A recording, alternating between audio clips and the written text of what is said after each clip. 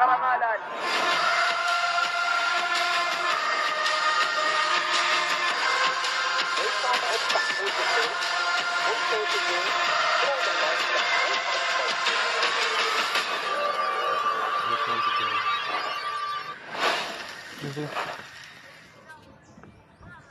Lanjut ke YouTube.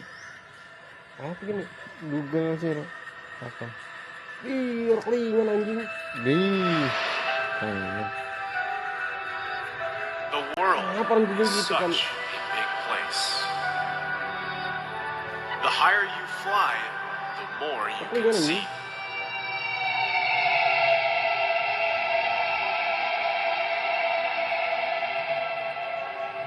But it is vital to look back at our origins, our homelands, our region, Southeast Asia. A territory that is built by brave warriors and hard workers, with rich cultures and true diversity. A region that is filled with pride and determination. One of the fastest growing regions in the game we loved. The people here do believe in being humble is a virtue. But in times of confrontation, it is all or nothing.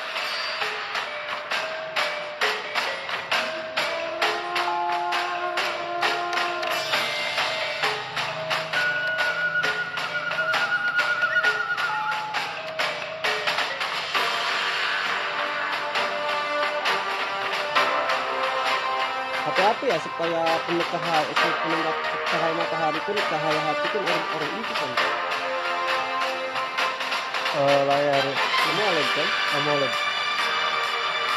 Hati-hati. Samsung lah. Vivo gue harus AMOLED. Apa sih kan? Enak gak AMOLED nya? Enak sih. Iya. Let us welcome the winner of the lower bracket finals, the King Slayers, RSG Philippines. Oh, Filipina. RSG.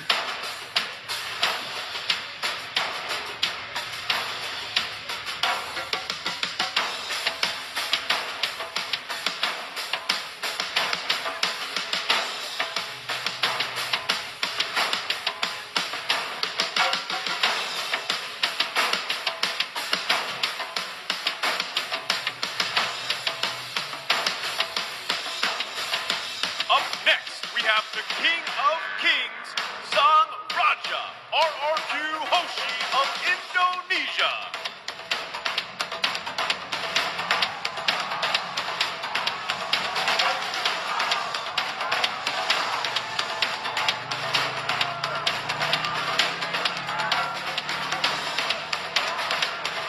Nyaman normal kan.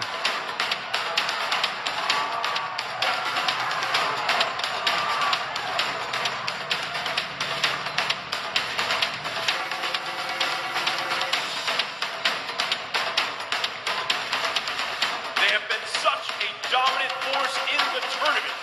Will they be able to claim the throne of MSC?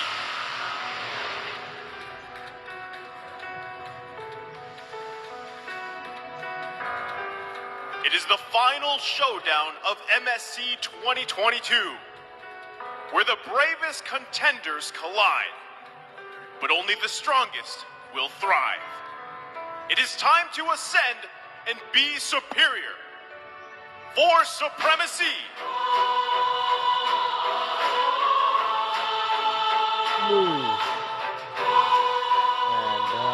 Jalannya lunak kok. Keluar sini lunak.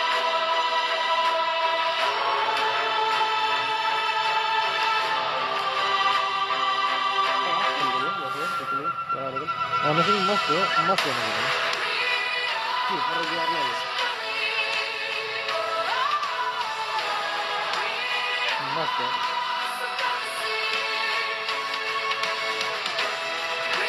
Kotor kabin emas ya. Dan kabinnya sendiri pun yang kecil ya harga itu.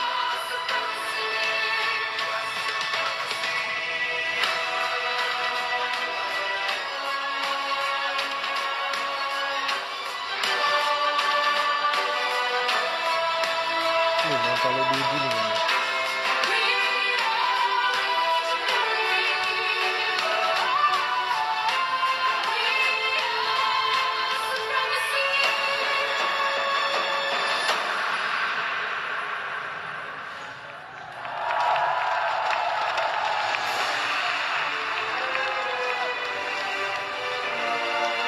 Who will be the new kings of sea? RSG Philippines or RRQ Hoshi?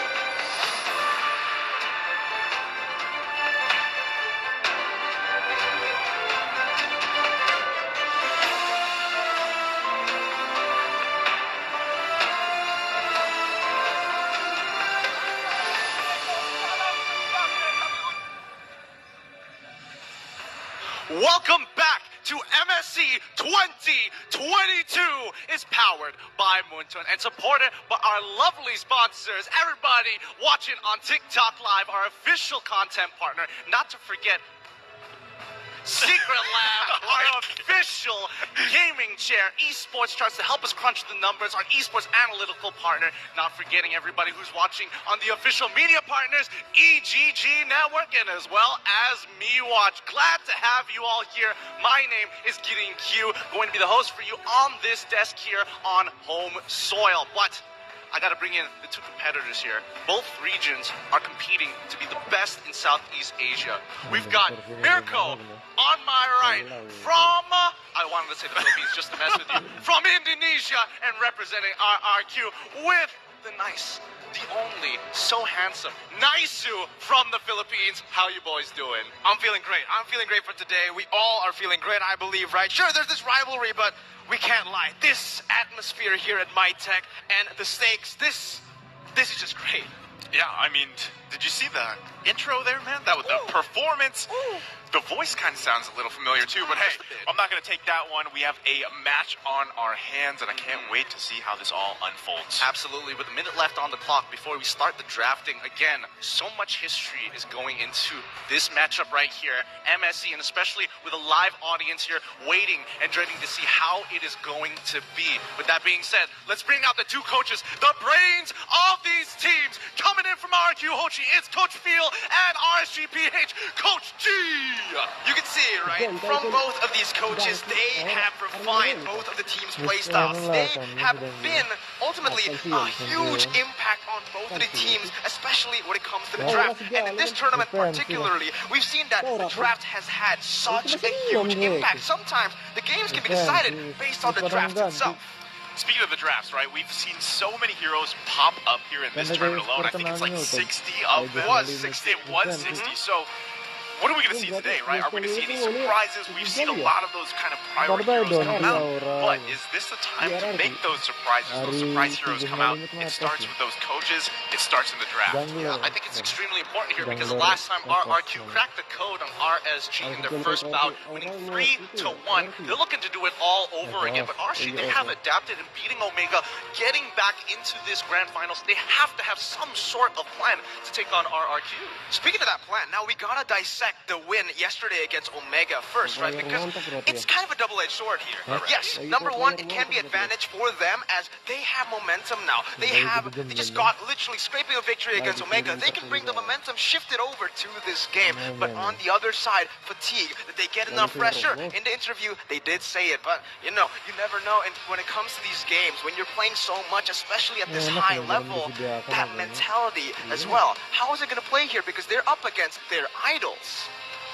Yeah, I mean, I believe that everybody pretty much got that reset that they needed going into this last day, right? But at the same time, I mean, momentum is a factor, right? It's a big factor here. Yeah, no, I think it's a really, really big factor. And I think especially for the younger team like RSG, this is extremely important for them to get this first win to build confidence. RRQ, I think they'll be comfortable in a position being down a game. They've faced it many times before, whether it's locally or internationally. I don't know. I feel kind of bad. Because when I look at RRQ, I'm looking at a team who's been so close to glory, so close from reaching that international title, and time after time just being cut short, right? Right at the beginning or right at the end. There it is. There it is. I didn't want to be the one to say it, right? I got you. You don't want to get Yeah, absolutely. But historically, Malaysia. Last time they were in Malaysia, it was back in M1, and guess what? Grand finalists as well. Last time in M1, they were up against Evo's Legends. They got reverse swept. Now, against a blue team, it's a little too close for comfort. I mean, history may repeat itself. RQ playing in the upper brackets, Evo's Legends going through the lower brackets. I mean, hopefully it doesn't happen, but it's time for the draft. Okay, so I was just going to say, what are we going to see bans coming out? You know, those priority bans. It's already going to be that Fanny is taken out, the 1-1, RSG Philippines responding. They don't want any more of those Franco shenanigans that we've seen. Just too crucial of a pick here, so they take that out, plus the link. Yeah, I think it's a really good idea, making sure that, you know, Albert isn't going to get his top priority heroes, but more importantly, RRQ are really making sure that Skylar can shine in this matchup. He knows his off matchups. He's not going to necessarily go for meta picks, and if RSG fall into that trap of, hey, we want to ban out the marksmen too, then we'll start to see the differences. And that's when this matchup gets even more interesting, right? The fact that they have actually faced up against each other yesterday in the upper bracket finals, we can already see instant respect coming in from both of these teams. No more of these Francos getting left out and open, and you can see it here, the Claude. I was literally just about to mention it. Franco was one of the big winning factors for both of these teams yesterday, but so was the Claude. I don't know if it's going to be a first pick. I don't think it is. But yeah, getting it away in the first phase is just going to be so huge. But now Akai up for grabs. They pick it up instantly. Signature pick for Albert here. We're just twinning right now. We're just twinning. We know that Akai is going to be the signature pick coming in from Albert. I mean, I'm guessing you would know what's coming up for RSGPH next. Esme Beatrix. Yeah, I was going to say, Esme Beatrix literally open here, right? Going to the hands, most likely, of Navs. Lock in that XP lane pick. And again, Beatrix, such a high contest hero. I wouldn't be surprised if they don't lock that in, right? But a big problem is the Akai, because what we've seen so far, most likely going in the jungle, right? It performs so well. Okay, Xavier and as well as Esmeralda. Now, early, I would have agreed with you with the Beatrix early on in the tournament, but the tournament meta has developed quite a lot here. Xavier is becoming more and more high priority for these teams, especially for the mage players who are comfortable. But let's not forget about Valentina here. It is kind of a, honestly, it's weird to say, a bit flippy-floppy.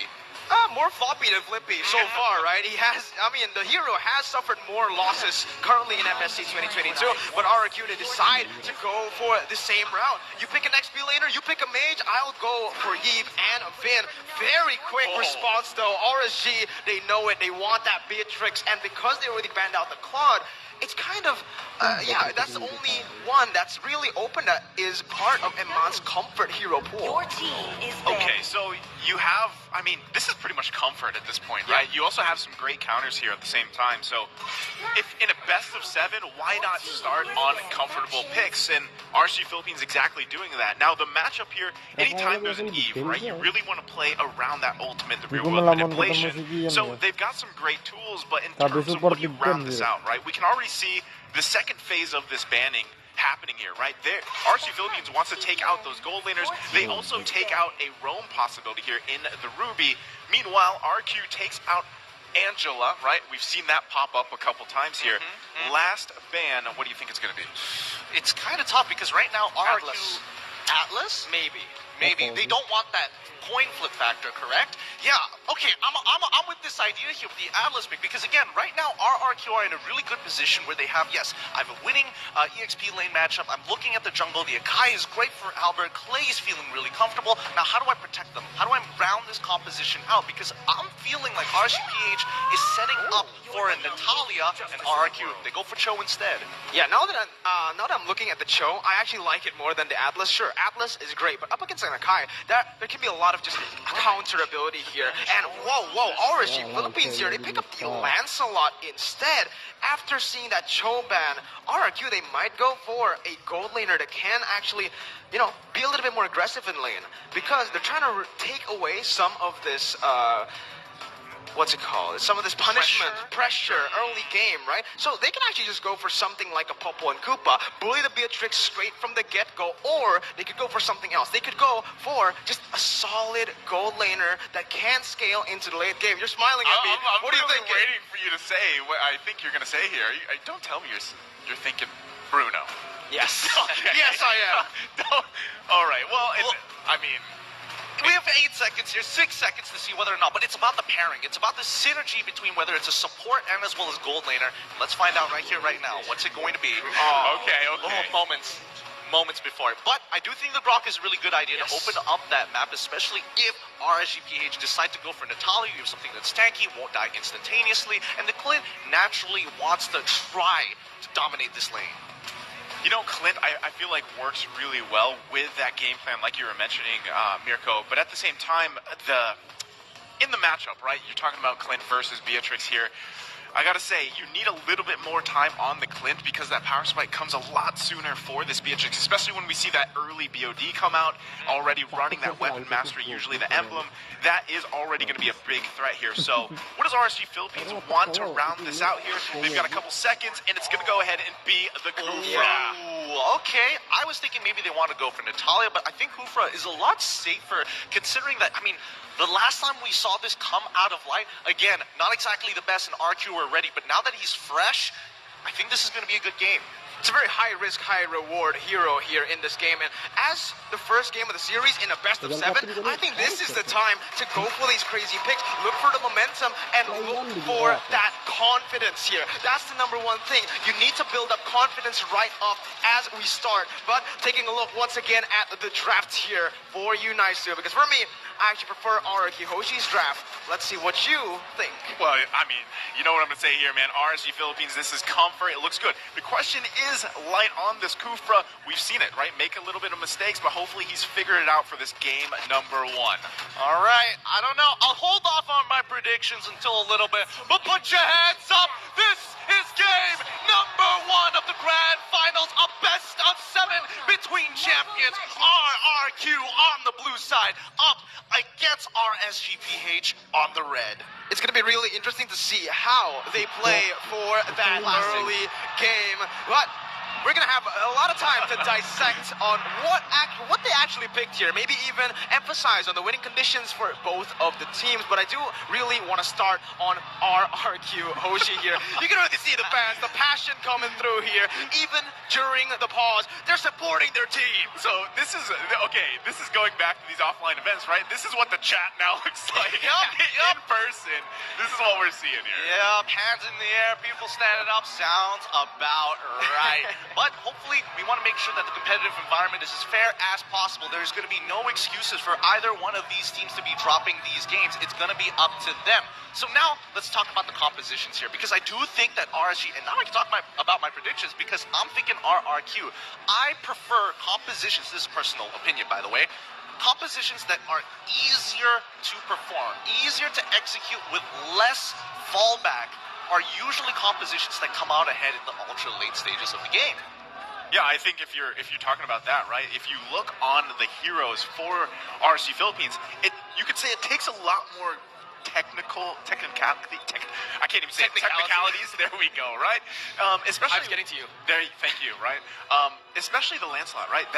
We've seen it struggle in the current just meta that's developed over the course of this tournament. And yeah, you guys are right? RRQ Hoshi.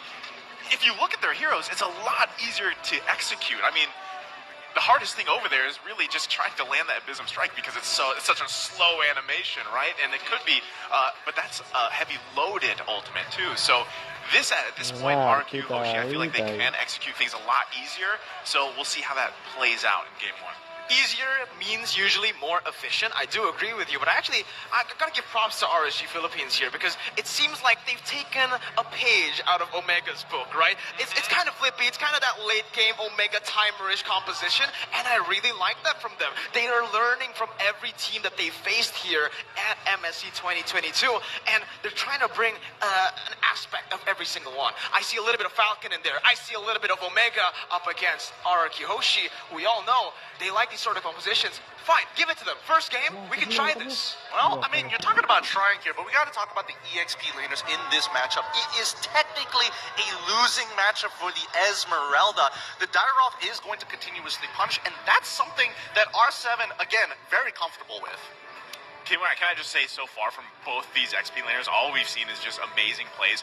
Moments where they're literally going 1 versus 2, sometimes even 1 versus 3, whoever they're up against. So these guys are both monster just XP laners for their teams. Again, it's going to come down to that. How do they play around those later objective team fights? How do they transition from their laning phases to those later parts in the game? Absolutely. And when we are on the topic of XP laners, I feel like stats here, yes, obviously they show a little bit of how they play, but I feel like for XP laners in general, stats really just doesn't matter here. When they play in the game here, in the Land of Dawn, it's really like a different role when you compare it to everyone else. Yes. Because there's a lot of things that you do that the camera doesn't see, that the books don't see.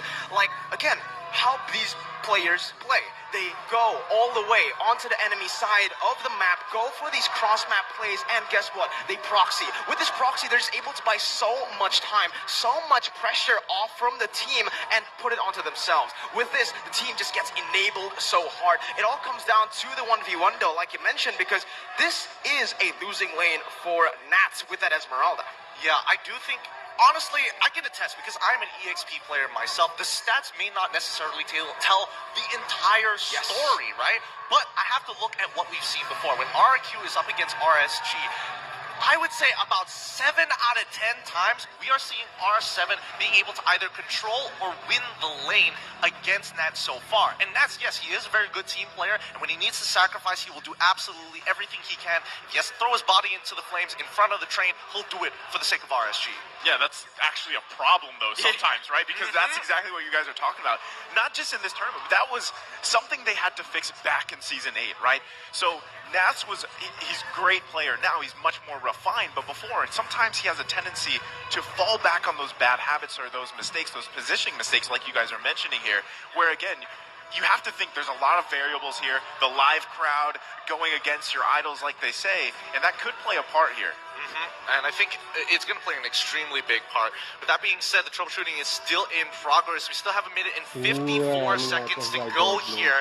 And I think we need to talk about the win conditions when it comes down to mentality and as well, where are they going to start playing from? From minute 1, I am expecting the lanes to be heavily dominated by RRQ, and it's going to be up to the supports to determine how they control tempo.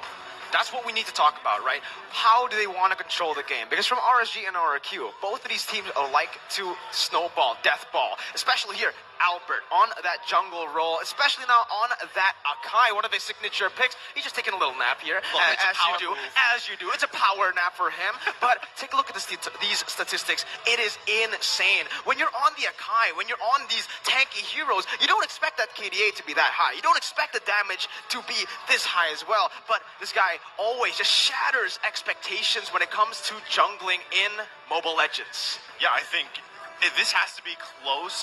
If I can remember right, yesterday with Ryzen's percentage, this is very close, right? I think he was at 72% for Ryzen. So that just shows how much of a strong jungler Albert is. But at the same time, yeah, playing heroes like Akai, being able to do those things on pretty much a tanky type jungler is enough facts to speak for itself here. And at the same time, you know, you're talking about 2 junglers going head-to-head. They haven't put the head-to-head here between Demon Kai and Albert yet, but we've seen it before, man. And I feel like this is going to be, if you put everybody in every lane across each other, it's so well evenly matched that I feel like it's a very small area where they can kind of determined between each other, and it's going to come down to those mistakes if they're made out of positioning in any role, any lane that you can think of. Well, then let's take it one step further, right? We're talking about individual lanes, overall compositions, because every time we have seen Yves, it's either one or two things. Either you initiate and look for those big picks out of mistakes from your opponent, or you try and disengage and punish your opponent for trying to be overly aggressive. And RRQ, Clay, time and time again, seems to be the perfect mage player. I agree completely. You know, that mid control is just so huge for the side of RRQ and also for RSG. Now, let's transition over to RSG, right? While we're talking about them. In the match against RRQ, you can see that they're kind of struggling when they're trying to get that death ball strategy. We saw this as well just a little bit again against Omega yesterday when, yes, they were actually ahead. They had the 10,000 goal lead at one point up against Omega, but guess what? Omega were able to come back. And that's similar to that upper bracket finals where RRQ, they were left behind, but with one fight, they were able to just find that pick, bait them into that big team fight. And this is where the age, maybe, the discipline, or the experience comes into play. RSG is such a young team, you mentioned it. They still make a lot of these mistakes when they get overhyped, overconfident. They go in, they overchase. Even Coach G has mentioned it, and RRQ so far, they are just, again, the refined versions of their M3 counterparts. Oh, what a t-shirt. What a t-shirt that man's got there. Hey, wait, they got a whole squad out. Whoa, what? The whole gang. The whole gang is here. But yes, even though RRQ is looking like absolute monsters, the antagonist of this particular story, RSG does have hope, right? Yes. The overall composition, especially in the early game, they need to play a little bit slower than what they're used to, start gaining control of tempo, especially around neutral objectives. The moment we start seeing 2 minutes, 30 seconds, look for the side laners, right? They need to work together. They cannot take bad trades to stop this turtle fight. And if they do, the next particular play is going for going most of the time into the enemy jungle for invades. Yeah, and at the same time, I gotta say, you know, RSG Philippines, they played a bit too objectively yesterday, and now they've got a match against RRQ. Well, we're going to take a look at it right as we enter the Land of Dawn. Ladies and gentlemen, RRQ Hoshi and RSG Philippines. Finn, you can already see the aggression that he wants to put. He flickers forward. He does not get it. A risky play here at the start of it all as RSG try to look for the punish. They will be able to lock him down, and that's first blood taken over to Light. Nicely done here. Oh, no. Wait, nope. It's fine. It's totally fine. Albert was still able to get the Litho Wanderer. Even though they did give first blood, it is going to be all right. Okay, that was maybe a little bit too risk, but I guess it is game one, right? So this is kind of what we expect from RRQ. That's what I was talking about before we jumped back into this game, was RSG Philippines are used to playing that objective, kind of slower pace, right? Meanwhile, RRQ really just going at it here, and that's kind of what they have to adapt to for the game. Yeah, I think they need the breathing room, right? RSG, this is a good confidence booster, but the game isn't over just yet. The lanes are going to generally be fine, but I think mid lane control is going to be extremely important for RRQ Hoshi here, right? They're keeping their eyes on Aqua. Oh, Albert already very aggressive here. I mean, RRQ in general, sure, they have actually given up the kill. It's 1-0, but they're still holding on to that gold lead currently. Well, even though it's really small, this is going to be huge for the upcoming turtle fight. But Dimkai up top, Phantom Execution already looking for the kill, forces that flicker out. Breathers, I mean, it's good. RRQ are just making sure that they can kind of control that tempo, make sure they don't fall for these obvious moves from RSG. This is the default play, but now this is where everything is going to happen. Yeah, you know, this turtle coming up here too, I mean, Albert's trying to just kind of bob and weave it around because he's not totally confident yet if he can just get this, but now they're going to actually make a play for it. Yeah, real world revelation. The falling side will connect, and that's going to be Albert with the retribution, picking it up for himself, trading it in. R7 will be able to find Demon Kite there all alone, isolated. It is a favorable trade for the Kings. Yeah, this is an extremely good trade, but if he gets a kill here onto Skylar, that could be even better. No crossman plays, but RRQ Hoshi is in a good position. They got Albert a level ahead of Demon Kite. They were able to get a turtle, so now it's all about whether they make this play. Oh, Skylar gonna get caught there. Flickers out. The wild charge will be able to lock Light down. The wall as well, but Skylar doesn't want to risk it. And Mon is still there there. He's looking for the snipes, but Skylar he reads it out. He backs off all the way to the bush. You see how on point both these roamers are for their gold lanes. This is what I was talking about, right? I mean, it's very similar kind of strengths in terms of their own playstyles, but it does work out for them. It's going to come down to those minute differences, even in this top lane. So as we see this kind of develop through the game here, it will come down to those early objectives. They don't want to give those away. Demon Kite running this Lancelot, he should have a little bit of an easier time on the turtles, but we already saw from the previous one, just RQ's confidence in grabbing that space around those objectives. I want to talk about that play happening on that bot side earlier, right? You can definitely see a moment where Skylar was thinking about whether he should go and finish off that kill on light. But let's keep in mind that he did use his flicker, and Iman still has his. At any point, Iman could have gone and killed Skylar if he walked up too far, in case people are wondering. Now back to top side. Yeah, Vin is looking for the play here. Nats, though, very good read instantly on that sprint. They're just so aware currently, right? Both of these teams reading each other out really well. Yeah, and I think especially when you have Aqua here, with that Dawning Light, there's a lot of looming doom. If you are low and you get hit by Dawning Light at this stage of the game, you get pushed back so far behind. Man, I feel like Aqua is just one of those, out of all the members of RSG Philippines, I'd say Aqua is one of the most low-key, right? Because a lot of people don't pay attention. Wait, what? Light? He just got caught off camera there, and RRQ will have pressure for this turtle. They're looking for an RSG. I don't think it's going to be a wise move for them to go for it. And yes, Demon Kite uses that Phantom Execution. Vin, just to add salt to the wound there, he goes on and walls it off, but the turtle secured for RRQ. Unfortunate for RSG, but RRQ don't get too much off of this, right? They get the turtle, yes, they get a little bit of EXP, but now they need to converge it here down on bot side. Iman trying to maneuver himself out of here. He goes in for the Wesker, but he's going to be pinned down by Albert. Clay picks up the kill, and they will be able to just shut him down in this gold lane. That's what you need. Yeah, that's how you answer a Beatrix, right? You just go focus on the lane, and also, I mean, this is the power of also having that Grok available to you, because you can just make choke points yourself with that Guardian's Barrier. Absolutely, and especially since Iman, he failed his flicker, immediate punish coming in from RRQ. Every single time I see RRQ play against RSG, they make sure they ask that question to RSG. They demand perfection out of them. They cannot make these mistakes. But the score is close, 3-2. Bottom side play has already gone through. And more importantly, coming back to the topic onto Aqua, I think Xavier's perfect on him. He's a low-key player who takes his time but makes the impact when it counts. It's something that if RRQ Hoshi just forgets or lets through, Aqua can come in huge. Yeah, I think if you're talking about that too, you know, later portion of the game, you have the Dawning Light, but hold on, they set up. Yeah, and that's going to be Vin just taken down. They're looking for the car. Whoa, they're looking for it. The damage will be there. I did not expect him to be able to burst Iman down with one real-world manipulation, but he has one kill, and he's just a level ahead of Aqua, so you can see where this damage is coming from. This is, I mean, I wasn't expecting that kind of damage already coming out from this Eve 6 minutes into the game. I mean, he just got deleted, so now we can already see Iman just struggling already in this portion of the game. Now, RSG Philippines has to respond. They could be looking for a play up top. I don't know about this play, man. He goes in for the Phantom Execution. R7 with the flicker almost just outplays him. He's looking for the play onto Nats here as the Dawning Light will not. Oh! That pure class prediction by Aqua. Magic Pew Pew. TM from Leo. That is the play right there. The cross-map play they have to watch out for. Again, if Aqua is low-key enough, able to pick up kills here, that will be able to help him scale later into the game, because like I was going to say, Aqua low-key, but late game, he's not going to be low-key anymore, especially with that low cooldown ultimate. Oh my goodness. I mean, if he's in the enlightened form, he does get cooldown reduction, and that's why it's used so very often and pretty haphazardly most of the time. But you gotta admit, this is one of the moments where you gotta hate a little bit on how it looks visually, because R7 very clearly sidestepped it, but the damage doesn't come through because the projectile itself travels at a different pace. So R7, thinking that he's already dodged it visually, walks back into it and gets hit. So you literally have to do math. Yes. Meanwhile, playing the game. That's pretty tough.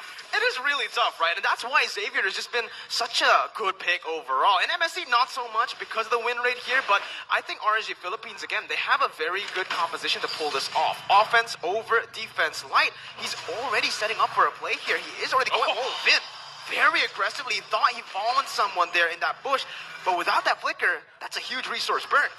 Yeah, and especially when it comes down to the backside of our SGPH, Iman now doesn't have to worry about Vin going for those bigger plays. He can visually see him try to look for those flanks instead, which gives him a little bit more room to breathe. Speaking of low-key, right, we notice Skylar, right? He hasn't really had to do much. He does have that one assist here, but this is the best case scenario for any marksman players, right?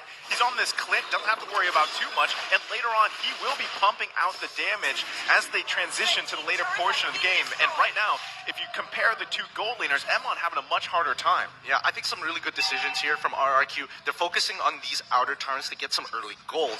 They're 2.4k ahead. A lot of it is coming down from Skylar, just chunking down these turrets. If he was on Beatrix, he'd be doing it even faster and more safely. But with Clint, there's a little bit of risk involved. So that's why he's calling for Albert, calling for Vin to kind of open up that area for him so he can safely do it, and RSG aren't able to punish. And what I like about Skylar here is that he actually opted for the Killing Spree emblem, right? On Clint, yes, that's usually what you go for, but there is an option to go for weapon mastery too, honestly. If you just want to do glass cannon plays, if you want to go and stay behind, I feel like weapon mastery can work better. But again, with this Killing Spree, what that allows him to do is just stay aggressive and keep on pumping the damage even when he's opposition. And based on the emblems that he does take, he's not looking for regular base damage. He's also not looking for attack speed. It's just raw armor penetration. He wants to chunk it out as soon as possible. Now, it's Lord time. Ooh, Light actually going in for the Tiger's Rage. Doesn't connect onto anyone here. Might be punished. Gets chunked low. Albert looking for the heavy spin. Baiting out that flicker from Light, but in the mid lane, Nats gets caught out. Random execution now as Demon Kite looks for compensation. Albert dodging away. And Mon with an Immutable Passion will not be able to find anyone. Skylar picks up a double, converts it onto mid turret, and this might be a free Lord for RRQ. Okay, so see, this is what we were talking about in the draft, right? Light takes the Kufra, unfortunately makes a bad call, gets out of position, and RQ is going to punish him for that. And that's also just most likely going to be a free Lord for them as well. So this is already RQ just punishing, the new guys right now. Risk and reward. Lord slain by RRQ, but this is not Luminous just yet. We need to talk about this previous play because, again, Vin plus Clay, they are working really in sync right now. It feels like they are in a mobile suit working together, minds alike. Guardians Barrett making sure they are cutting off exit routes for a lot of the members for RSG to allow Clay to lay waste. He's already got the Ice Queen's wand. He's already got the Talisman as well, making sure that he's effective. And now third item, Necklace of Durance. Oh, so much utility coming through from Clay. We saw this as well yesterday, right? When he does get the Eve, he actually opts for a more utility-based item build to enable Skylar, to even enable Albert here on the Akai. They're looking for more on the board. They're zoning RSG away as that's Demon Kite caught out of the top side. Solo kill? That was just R7 in the top lane. I mean, I saw the pressure there, but this is what I'm saying, right? Lancelot isn't it's really hard to make this pick work, and we're seeing it here. And now, RQ's already knocking on the base of RSG. Let's see if they can take it down. Nat's going in for the falling side, when Albert uses this to just punish him down and miss him strike, and that's going to be Skylar who picks up the kill. They're looking to convert onto more objectives here, top side. The passives are all taken down. They don't even need minions to take that one down, and the Lord, they didn't really, use the Lord much. They were just using the enhanced minions. That's usually the case when it comes down to the first Lord. I mean, Lord itself is not strong, and most of the time people play for the Luminous Lord for its passive to charge into turrets. However, I will say, Light, there's a little bit of hesitation coming out of it. Oh no, this could be a big catch here. Vin goes for the wild charge, only finds Light there. Luckily, Iman still has his dash. Yeah. Back to the previous play, right? And Naisu, you gotta tell me a little bit about this, because again, every time we've seen Light on it, does he usually hesitate with his Kufra? He has to make 2 to 3 decisions, and RRQ seem to always pose the same question. Go for our backline, or immediately engage on the front line and maybe try to make a flicker play. So that's the thing, right? Light has definitely played the Kufra before, but what we've seen in the past is, again, just a little bit of mistakes or miscalculations, if you will, right? He's trying to play math in his own head as well, and sometimes it doesn't work for him because sometimes it feels like he's forcing those fights. He's trying to force those moments for his team. I get you. So that means RSGPH, as of right now, need to have some very clear ideas of where they want to attack RRQ Hoshi. This could mean that RQ could change things up like they usually do in the middle of the game and change the way they kind of target prioritize. It could throw them off a little bit. Then again, Vin, Kelas it's mati anybody's anjing. game. Fredrik. Absolutely. It is still anybody's game here. RSG, they're looking for that one team fight. Remember, it's a very Omega timerish composition here, what they have. So they might just be waiting for that exact time to look for that power spike. 16, 18 minutes in. That's what they're looking for. That's where they look for that one shot, one team fight. Yeah, they learned from their opponents, like you said, Mirko, right? But now with this next Lord coming up here, they have to be super careful if they even want to contest this. It might be better if their plan is to get to those that 18-minute marker, right? Right here. They're just going to let it go, continue to defend, build those items that they need, because at this point, Emon had such a bad early game that he needs time to get the items, and Aqua as well, because at some point, those dawning lights will make a difference here. You can see a big pickup as well coming out from Emon. Exactly. Let's pull up the item list real quick because Iman right now is currently at 3 items. He hasn't finished the Hunter Strike just yet, and I think he might just hold off on it to get a Winds of Nature. And look at Skylar, right? With the item builds, he's actually going for a very offensive build here. Not really going for any defensive item just as of yet, right? Just the BOD and Endless Battle with the Malefic Roar. And is he building towards a Windtalker? I feel like Scarlet Phantom, maybe? There's a potential he could go for Berserker's Fury if he really wants to double up on the stats, right? I mean, he does have quite a lead for himself. He's 3-0-1. He's got one component for defensive items for an extra bit of just raw defense. But now, here's the important part. RSG must let go of these inhibitor turns and wait for the play. I don't know if that's going to work out, though, because, again, look, the enhanced minions are coming in, and this time it's the Luminous Lord, the enhanced Lord up top. They might just look for the end right here, right now. And Mon finds a very cheeky runner shot, taking Skylar down to half HP. He doesn't have the regeneration. He has to back up. RQ looking for something. Nat's going in for the Falling Star Moon just to zone RRQ away. RSG still a very good defense right now as they clear out the Lord. They survive another day, but there you go. That's where they blew the trigger. It's going to be Dawning Light connecting. Nats once again trying to zone them away as the real world manipulation will be able to just zone RSG out. Nats walking back, walking out. Now coming back in and on with the snipe to just shut down RRQ's attempt of taking game number 1. Okay, they defend, right? Turret's still up, actually, in the bottom lane, so they hold on to that.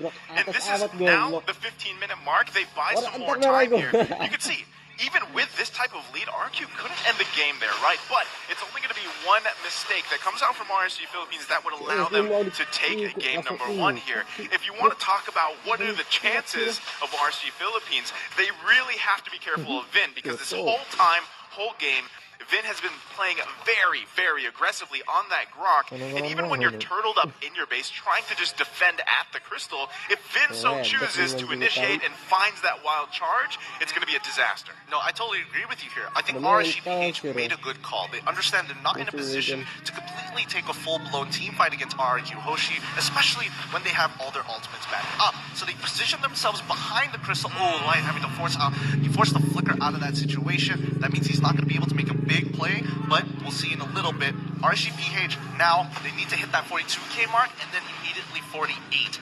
They need to win one team fight, and that's going to be towards Lord's side. I was about to mention, right, RSG Philippines, 60 minutes, here it is. Here's the time where they can actually look for something, perhaps the Lord fight here. But because Light has actually used that flicker, that gives so much room for RRQ Hoshi to play these team fights. They have so many plans to execute here, and I feel like without that flicker, without that X factor, it's going to be really hard for Light to find a Tyrant's Revenge. They do go for something here, and they're looking for the flanks. This is actually something that we've seen from them yesterday. RRQ, they read it out, they back off, and they push in that mid lane. I mean, look at R7. He's already got priority down on bot side. Somebody has to respond to it, and Aqua won't be there for this fight. Yeah, and it's going to be Vin actually zoning them out. Lord taken down to half HP. Nats just chaining that Falling Star Moon, looking for something, but it is just going to be the crisp, clean zone from RRQ. They control the objective, they take it for free, and RSG once again are forced in their base. Yeah, we saw that, right? You're getting to the point. Light is trying to find those moments for him. Emon was following him around, but also they knew Aqua's in the base trying to clear those minions, right? Someone has to defend, but at the same time, at this point, the 17-minute mark, a powered up, a beefed up Lord is going to be marching into the base.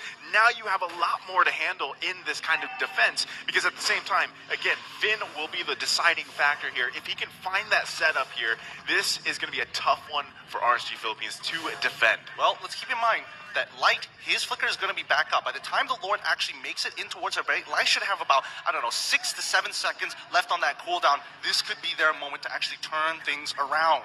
Enhanced Lord in the mid lane. RRQ marching here as they're looking for something. Dawning Light to defend as that real world manipulation comes in. Devon gets chain CC'd, forced to flicker out. Nats in the back line trying to deal with the damage. Skylar will be able to flicker out, but Nats finds him in that back line. It's going to be Albert trying to zone them away, looking for the defense. Clay onto the base. He's just hitting on it. The base hasn't fallen. R7 loses his immortality, and RSG, they punish this. R7 taken down, a 2-for-1, and RSG come out on top. Demon Kite will choose to back off. What a defense. What a defense. You got to give it up to them, right? They're still going to handle these minions here. They should be fine. But still, that powered up Lord, you saw the play coming out from Vin. RSG Philippines, you give them props because they buy a little more time. They might be able to actually get a couple more objectives if they can push in to the mid lane. Look at that tier 1 turret still up. All right, let's check this replay out because I think here, this is an awkward spot. In RRQ, the first time we're seeing them actually miscommunicate a situation. Albert, unfortunately, he gets locked up, and for Skylar, he gets zoned away, so he can't technically hit this crystal. But Clay himself, right, he's in the real world manipulation. He cannot deal damage to that crystal, so all the DPSs are delayed, and RSG slowly pick away the minions, slowly start taking away the Lord, and once they had that done, they had a clean defense to go through. And even if Clay actually just targeted the base, right? Let's say he canceled out that real world manipulation, utility build. Remember, he's building for utility, he's building to enable Skylar. If Skylar gets caught out there and RRQ makes another one of those mistakes, it might just be RSG Philippines who just capitalize through and punish them. I love that you say utility, right? Because he's still topping the damage charts here. And let's take a look at the items. Yep, I mean, as we mentioned, utility build, he does go for the glowing wand, which personally, I do think that he should have gone for something a little bit more hard hitting, because if we're seeing that Aqua, he wants to make sure that Skylar is low. Look at his build. He can scale, and his last item will predetermine what he wants. So he could go for a Holy Crystal if he wants to. He could go for the Winter Truncheon to be a little bit more defensive. At the end of the day, those 3 items that we see before us, Lightning Truncheon into Clock of Destinies, into the Holy Glaive, is enough to bring Skylar to his knees. 50% of his HP guaranteed. Yeah, and at this point, right, this is the crucial Lord. We're at the 20-minute mark here. I don't see RSG Philippines letting this one go, right? Even though they need to defend their base, Aqua will most likely be there, has that Dawning Light like you mentioned, plus those items available. And now Lord going to be at half health. Oh, Albert looks for the pick here, goes in for the heavy spin, will be able to pin Light down, as that's going to be Skylar picking up the kill. The Athena has been proc. Now with the Dawning Light coming through, and Mon is going to come through with the dash, R7 flickering out. Clay just getting zoned away by Nats here, doing so much in that back line. A 1v4, Albert looking for retribution, will fall as the red tree comes down. Mon is huge, is massive. He takes down 2 before his immortality pops, and it's going to be Skylar looking for compensation. He dodges away, pops the flicker as well. RRQ lose out. It's a 3-for-1. Unfortunate situation for RRQ. They had a good idea, but they didn't think a little bit ahead. After they pulled back away and got that initial pick on towards Light, RSG lose a lot of their initiation, but RRQ, they gave up a little bit of too much space. They pulled back, and the Lord didn't reset, so that put them at a crossroads. Dude, that was massive. Look at the gold now. There's no gold lead for RRQ anymore at this point, right? They're getting objective and turret after turret. They still have the Lord marching in the top lane, and right now, it's RRQ with their backs against the wall. Yeah, and Mon there went for a very, very good render shot. Unfortunately, Skylar was able to get out of it. They punish RRQ now, building a lead for themselves. 1.5k as that evolved Lord will be marching down that top side. Mon just chunking it through, sieging it down. They're looking for more here, I believe. They might actually be looking for the end. This is the quote-unquote Omega timer that they are doing here. Let's see, real-world manipulation being put down for the side of RRQ. Finn taken low, will have to back up here. That's going to be Light looking for something. Doesn't get anyone here. Forced to pop the bouncing ball. Wild Charge was connected there, but it's going to be Albert bringing Nats back all the way. Finn taken down, but it's going to be Nats who gets traded back. That's the immortality pop. He's still able to run away. He gets out, and RSG find another 1-for-0 on top of that mid lane base turret. Great play around that immortality that they had too, right? Again, this is Albert now trying to be forced to make plays for the team. You can already see Emon feeling much better. He's now got 4 kills, and they're feeling confident with Aqua as well. Totally, and even Skylar, he's changing things up. He's got a Demon Hunter sword this time to make sure he's taking out these tanks a little bit faster. Light initially was out of position after failing to engage. He had the flicker, but again, no right opportunity. Here we go! Albert pops that heavy spin, taken down instantaneously. That's going to be everyone looking for the base, but RSG gets zoned out by the real world manipulation, and Mon has the Wesker out. He's looking for something here as Light pops in the Tyrant's Rage. Will be able to get the Tyrant's Defense. He flickers out of there, and he gets the trade. That's our 7 trade for no one as the Dawning Light comes through and takes up the kill. Killing spree for Aqua. He is massive here, but RRQ are able to fend off once more. Quite an ego challenge coming out of there from Light. He didn't need to go for this engage. He had no reason to actually jump onto R7, especially since they couldn't really converge it. A couple of their members were coming back up, especially Vin coming back up from the respawn. I think RSG at this point, they need a reset, go back to square one because the next Lord is up in 15 seconds. Emon better be careful here, right? Because this is not where you want to make a mistake.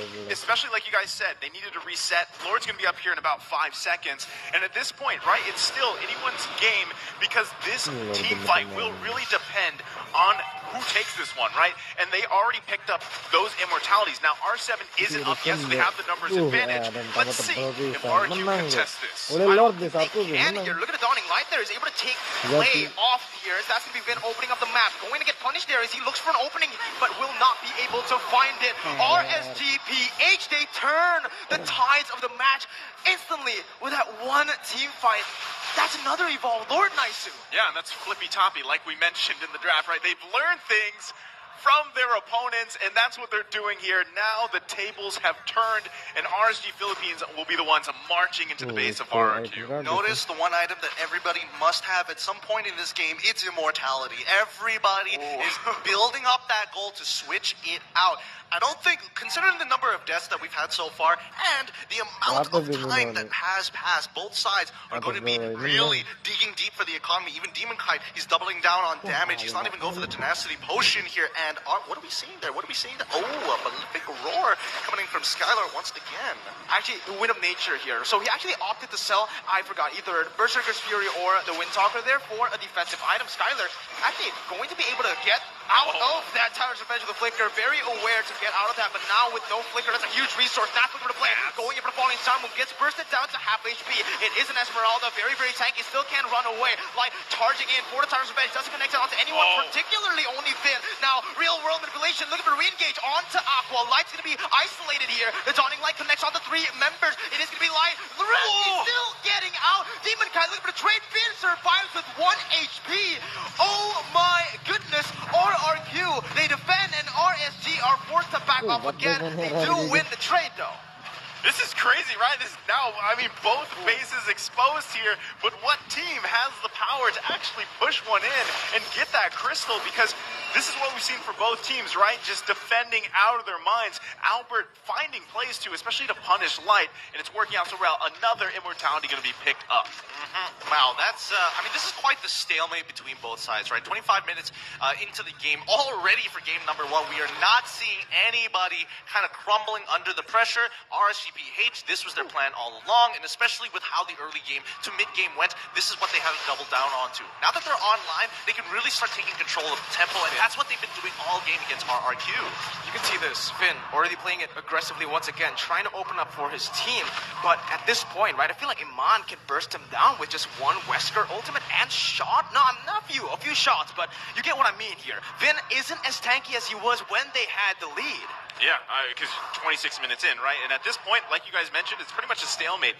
It's either going to come down to someone finding a pick here with a good setup or just waiting, buying time for another Lord fight, because the next Lord that's going to come up here, it's going to hurt quite a bit. And also at the same time, you can see another item being picked here by Skylar. He's really swapping those items out. All right, hopefully we get to see the item list just before this Lord spawns, because it's about to get some crazy energy here. As Nats, he's going to get priority and get a slow push on top side before joining this fight down bottom side. RRQ are trying to push the pace here, but the Dawning Light and that Renner just keeps on poking RRQ down. This is going to be such a big problem, and I don't know how they're going to find a solution for it. How are they going to, answer this? Right now, it's just the regeneration coming in that's really saving the day. But when the Dawning Light keeps on coming like that, it's just really frustrating if you're RRQ. RSG have their number right now, and even the die round, R7 is forced to stay up top. They're just instantly going at it, committing onto this Lord. It's already taken down to a quarter of its health as Nats does his thing. He just zones away all the members. Dawning Light once again connecting onto 3. Albert looking for the steal right now. Finn jumps in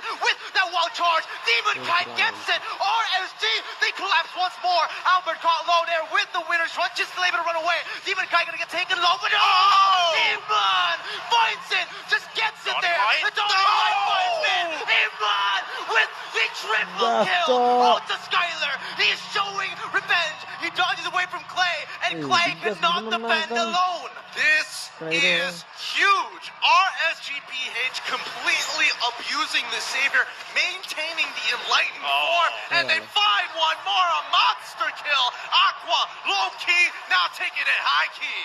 The King Slayers with game number 1 to end it off here. It was one turn, one team fight that dictated this match. Aqua and Emon both just popping off there at the end. Very patient and disciplined. Again, both teams could have been anybody's game, but the Kingslayers grabbed this game number 1. Huge confidence booster here. Huge confidence booster. They're making sure that they set the tone for the rest of this best of 7. This is a position that we've seen many times before for both of these teams. It's not going to be a clean sweep and expect to go the full distance. What a match, honestly, right? It's an amazing first game. It just sets the tempo for everything here. RRQ dominant in the early game, and RSG, we kind of foreshadowed this a little bit by saying that they learn from their mistakes, from their opponents. This is Omega's draft. This is the Omega timer as well. We mentioned it. 18 minutes in was when it was turned around. And now I think it's time to go to the analysts, throw it over there, as they will have a lot to say about game number 1 here. Boy, oh boy, do we have a lot to say. At your service, my name is Leo. This here's Lafel, and we're breaking down game number 1 here at the analyst stand. Let's start with the draft. Yeah, looking at the draft, here's the thing. The draft is good, but let's talk about how they use the draft on the side of RQ Hoshi. The way that they use the draft is to actually control the Riverside. And the thing is, throughout the conversation here, before we throw back to our casts, I want to talk about the Riverside because looking at how RQ plays, Vin on the Grog, he is the guy to open up vision. He's the guy to open up the map. And then Albert on this Akai, making sure that he has enough crowd control to actually push out RSG Philippines away from the Riverside. And because of that, we saw early stages of the game, RQ Hoshi, they were in complete control of the map. I love how you put it, Lafel. The draft by RQ Hoshi went one way, and they really prioritized rotational speed. They used their kit with, again, you mentioned the Akai, the Grok, and even the Clint and the Eve. They engage from that river so much faster than most other heroes, save for the Dairoth. The Dairoth is the only one that really needs to get in your face, but that's what R7 does anyways. As for RSG PH, what they prioritized was their engagement range. They started with the Lancelot and Esmeralda. They wanted to be able to catch off guard RRQ Hoshi, and they wanted to get them quick, and then they closed off with that Kufra. So it shows you that, look, there's so many dashes, there's so many jumps that RRG can do, so RRQ Hoshi, that's why they went fast in the early game. But right now, I actually want to transition our conversation to actually how each player positioned themselves, because in this game, I want to talk about Iman because the way that he positioned himself, he positioned almost in a flanking kind of style compared to RQ Hoshi, where the way that they handled that team fight is front to back. And we're definitely going to see it in the highlights where it was a Lord fight that really changed the entire tempo, giving it up over to the side of RSG Philippines. And in this game, I feel like even RQ, they got to look back at the game. It's like, how did we lose that? Because if you will see here, especially the numbers, first up, the item build, it was definitely in RRQ's side, right? Oh, it was definitely. RRQ's game to lose 28 minutes. Wow. a marathon of an MOBB game we had here. And this shows the first 3 turtles, all of them went to RRQ. Yeah, I want to talk about items for Albert as well as Finn. In the early stages of the game, they prioritize getting that anti-grass, make sure that they shut down Demon Kai, making sure that Demon Kai, even if he engages, there's not going to be enough damage. And something crazy that I do want to point out, at 7 minutes of the game, Arkihoshi, they had a lot of gold lead, 1.4 thousand gold lead. However, overall in the game, Eman managed to have the highest gold as an individual. So over here, for the side of RSG Philippines, even if they're losing gold, they make sure the guy that needs the gold still has it. It's a classic funnel situation because if you look at Demon Kite, 1, 3, and 10, despite only having a Radiant Armor and an Immortality as defensive items, this is a very utility-based Lancelot. Yeah, and for the side of Vin, we definitely saw how he put a lot of pressure in the game. Just a small touch to talk about his emblem choice, where he put 2 points on regeneration and 1 point on hybrid penetration, making sure in the early stages of the game, he can dish out a lot of damage. And that is what we saw, especially in the Riverside, whenever Demon Kite, whenever Nods or even Light try to open up the map, try to engage, try to fight for the turtle, for the side of Arkiyoshi, they will always win the damage battle. Yep, so that was the early game story, but eventually RRQ had to readjust, and they didn't adjust fast enough because once RSG found their power spike, once Aqua figured out how to use those off-angle dot.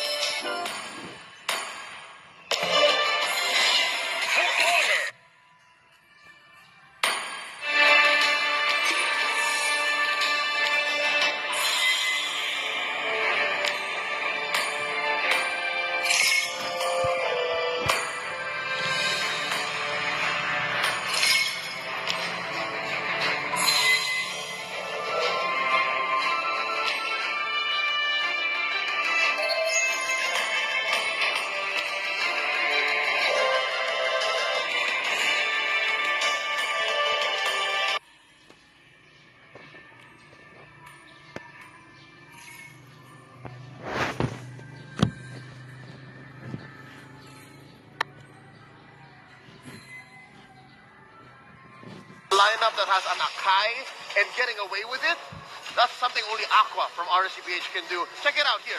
The story of the game, save for that first blood, is all RRQ. Well, you talk about Aqua, so let's talk about the Riverside. Most of the highlights here will be in the river, and that is where RRQ really hold the game.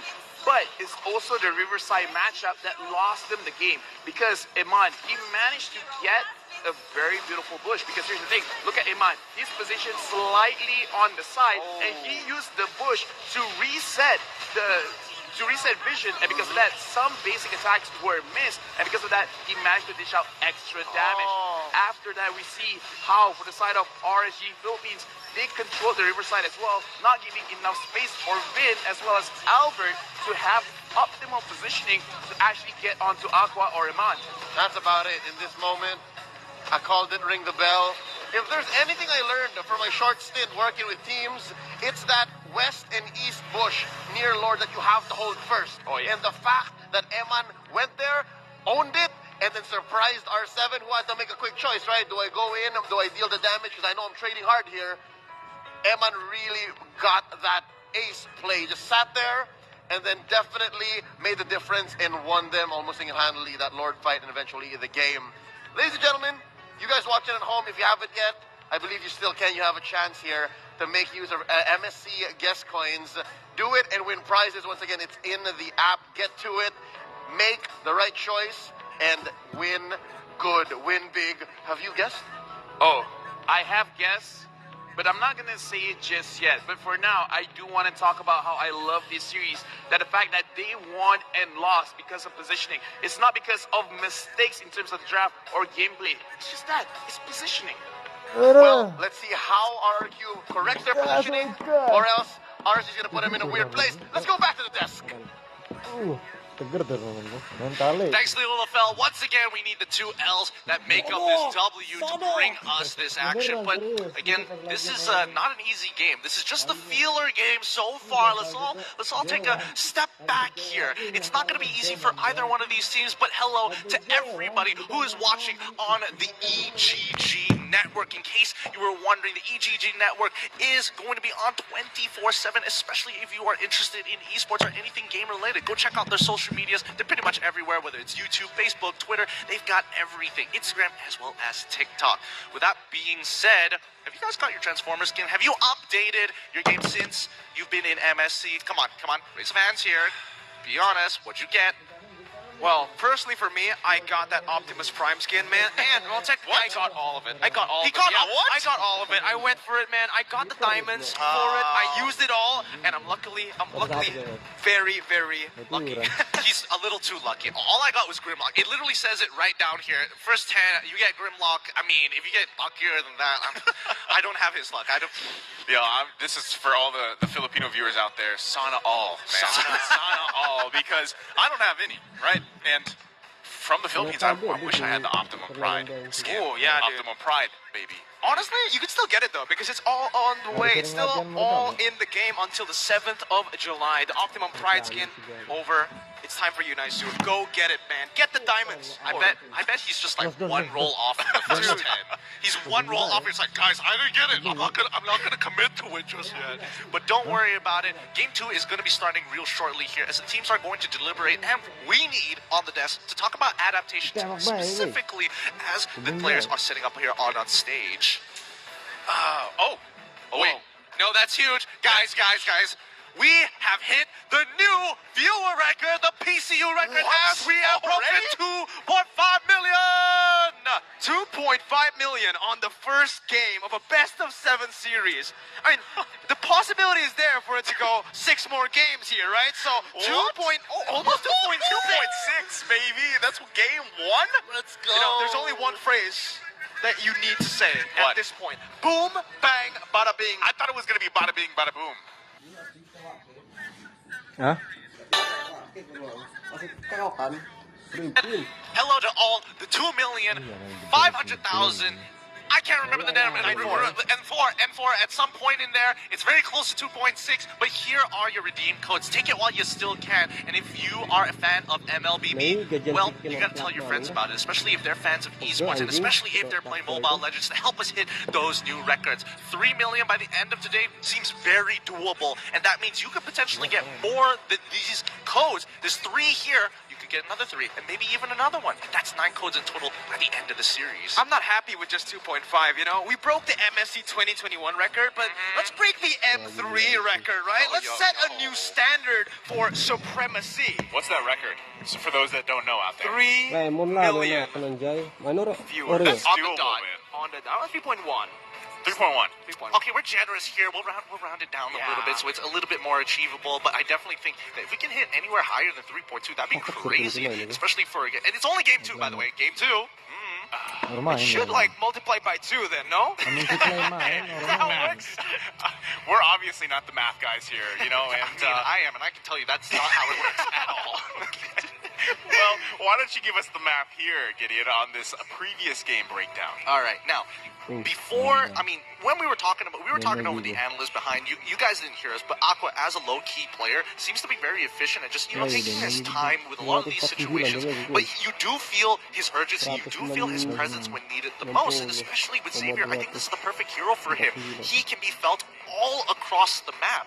The fact is that he didn't die while doing that, right? While dishing out 160,000 damage, going up against so much kill pressure here and so much big potential. How?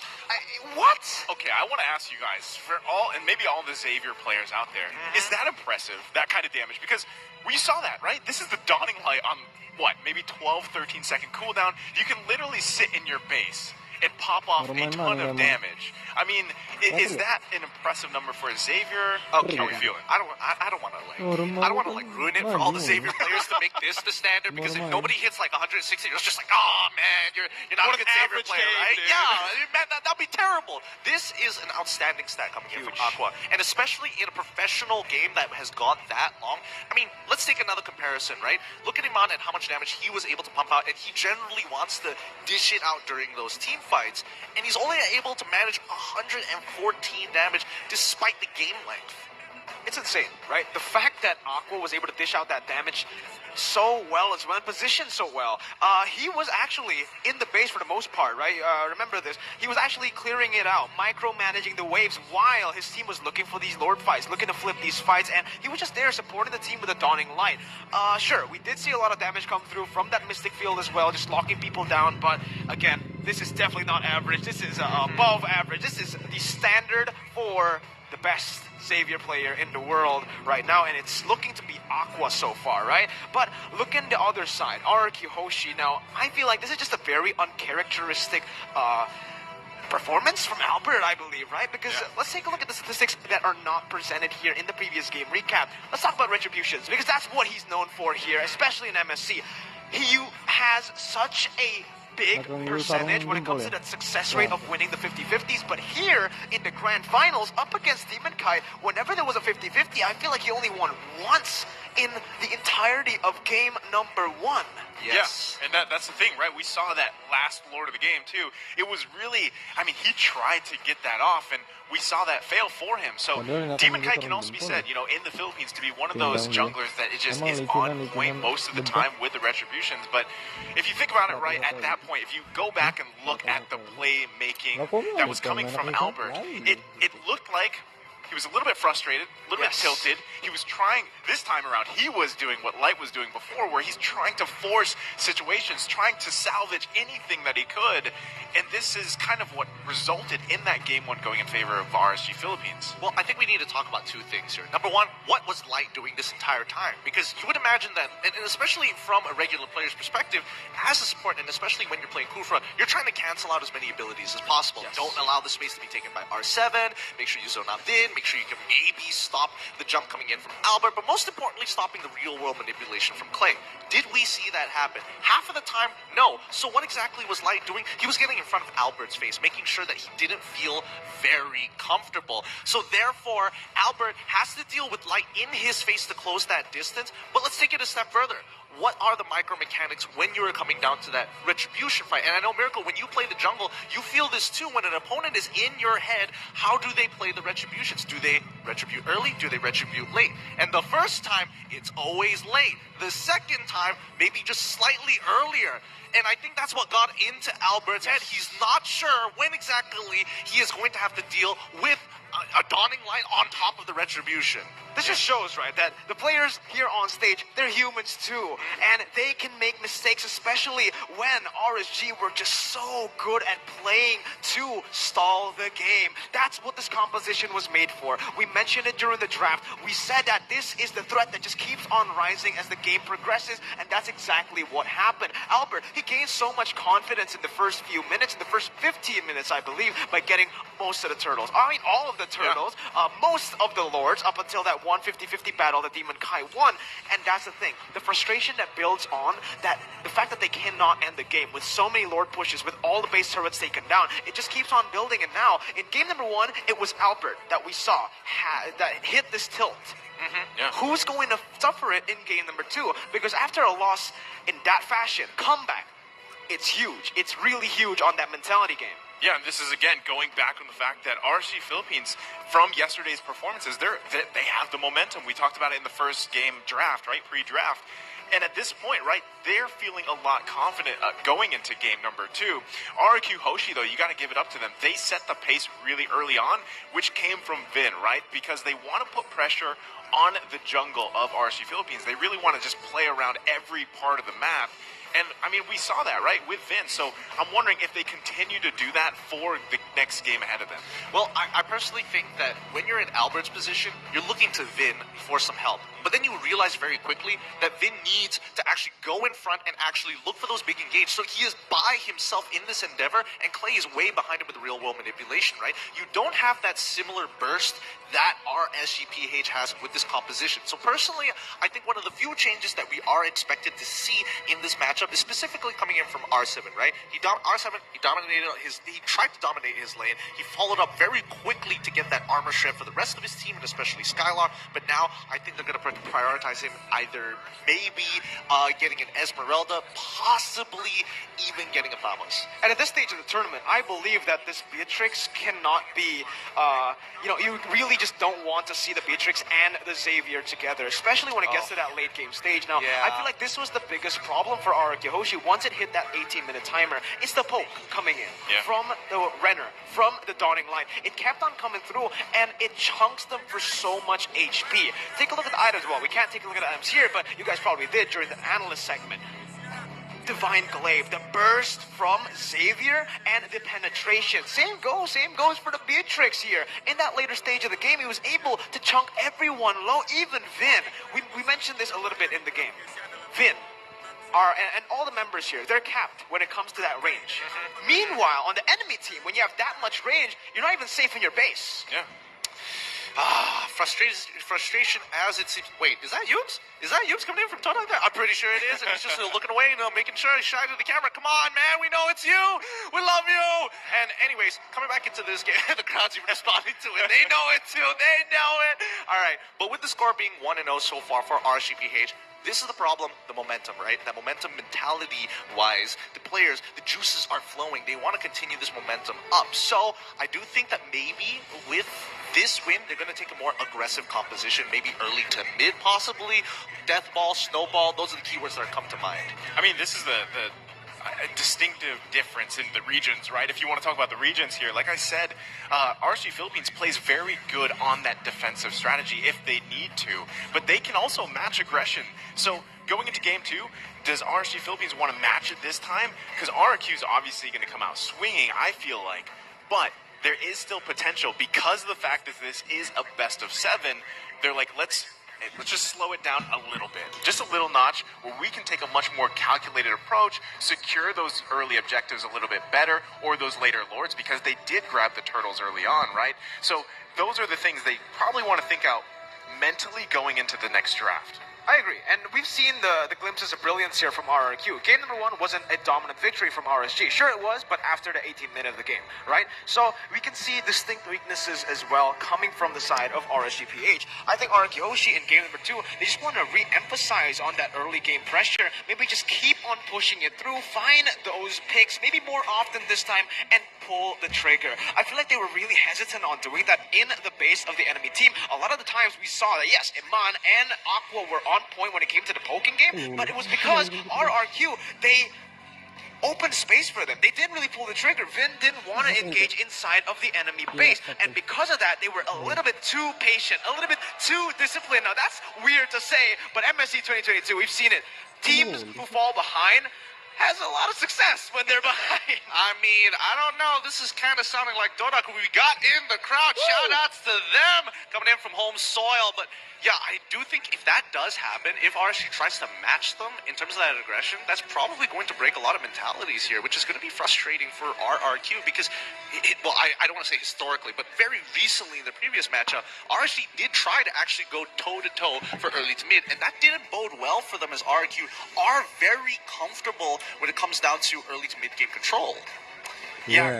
I mean, control early on is going to be important for both teams, but I just think going back on RSG Philippines through their season from season 8 to season 9, that refinement that they went through, even with the coaches, right? It allowed them to just have so many aces up their sleeve that you're usually not expecting, right? This is what we've seen from their aggressive play styles, like the death ball strategies, like you guys mentioned. We've seen it from how they figure out how to deal with more defensive type style teams.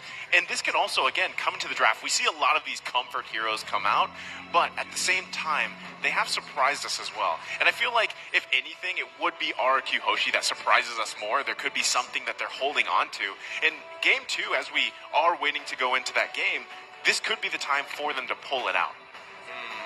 Possibly. I don't know. I'm a little nervous because when I think of RRQ, there is that possibility. Like, it's a 0.1%. I don't know how the players are feeling personally, but this could be like potential Malaysian PTSD, you know, M1 situation, the history repeating itself all over again. Like, I don't know. Yeah. I'm sweating. I'm sweating here. I'm sweating. Again, I didn't want to be the one to say it, right? Don't worry, that's why I'm here. Yeah. You're covering up for me, but that's what I'm getting at right now, right? Especially considering that RSG Philippines right now, I feel like they have a good read onto the game and a good read on RRQ's strategy. I don't know who uploaded something talking about decoding RRQ. Some no-namer coach probably, right? I don't know who he is currently. I don't know. Probably world champion. Is it? I don't know. Naisu. You know who he is? I'm not gonna say it. Look, I'll just leave it out there. Look, avian birds may not necessarily be my favorite, but if they're world champions, it's a different story. Anyways, when we're talking about this particular game, hopefully we do see that change, and maybe even the draft sometime soon. Oh my goodness! I am itching. I'm itching. I've got so much pre-workout in me. I am tingling. Well, speaking of the draft now, let's try to dissect it here for RRQ and for RSG. But we hit the new viewer You can't be record. serious. Okay, 2.613. I like that. And they love our discussions here about the Welcome drafts and to the everything else. MSC podcast, ladies and gentlemen. Welcome. The MSC 2022 podcast, but welcome everybody who's watching. And you know what that means. The new PCU record completely shattered, and we haven't even gone into the draft of game number 2. So respect where respect is, dude. Thank you to everybody watching. Let's keep on pushing forward, because if you aren't watching this game, and if you're still at work, get a phone, open it up, pull it up on stream, maybe get an iPad on top of it, maybe get I don't know how many other tablets you can get. Maybe get your animals and pets to watch it with you. Maybe your hamster. One person, 10 screens. One person, 10 screens. There we go. That's the plan. Does that actually count, though? I don't think so, 10 personally. accounts as well. 10 accounts. How many need 10 emails do you have to have?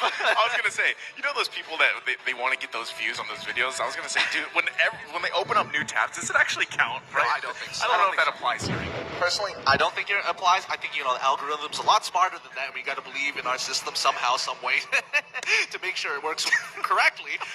But I trust that Muntun's all on top of this and going to make sure that they're giving us accurate numbers throughout the day. Absolutely, and back again to the point, the drafts here. Let's talk about it real quick here, all right? Skyler. I feel like, again, yes, the Clint was a good pick, especially for that early to mid stage of the game where he was able to get that snowball going. But Iman on the Matrix is just such a hassle to deal with when you don't have the Claude, right? The reason that Skyler was able to win a lot of these matchups in the upper bracket finals was because of the Claude. It was because of the pick. This pick is just so huge currently, right? I'm getting some flashbacks of the Blazing Duet by Carl Teasy back in M2, and that's exactly what we're seeing, right?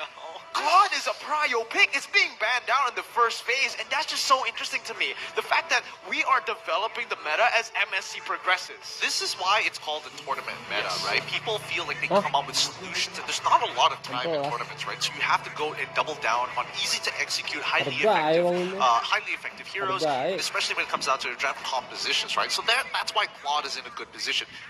That means Valentina isn't.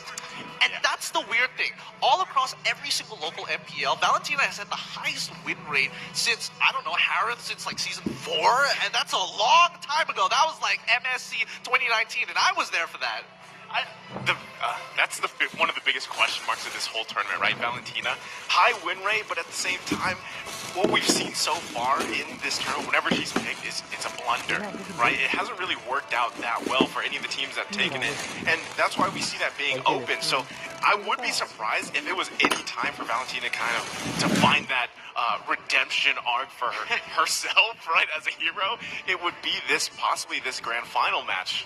At this point, we're not just developing the teams, the meta. Let's develop the characters, the heroes, arcs here in the tournament, right? Redemption arc for Valentina, not for the team. I'd like to see that, honestly, right? Because I feel like it's still underutilized. That's the word for it that I'm finding. Okay, maybe not underutilized. I'm of the opinion people are going for very well, not exactly the most optimum Gini, build, apa, especially when we're starting to think about compositional strategies, right? Because if we're talking about Valentina, how many people decide to opt, hey, I'm going to build the clock Destiny's first item?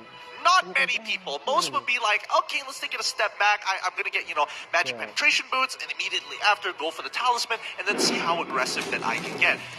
Now we're talking about Valentina and scaling, right? That clock intensities. Even though you won't feel as good, it's going to get better later. Hey, everybody, quick shout outs to the players coming back onto the stage. Let's make some noise for RQ coming back on, and hopefully we can get the draft started and rolling. Please, dear God.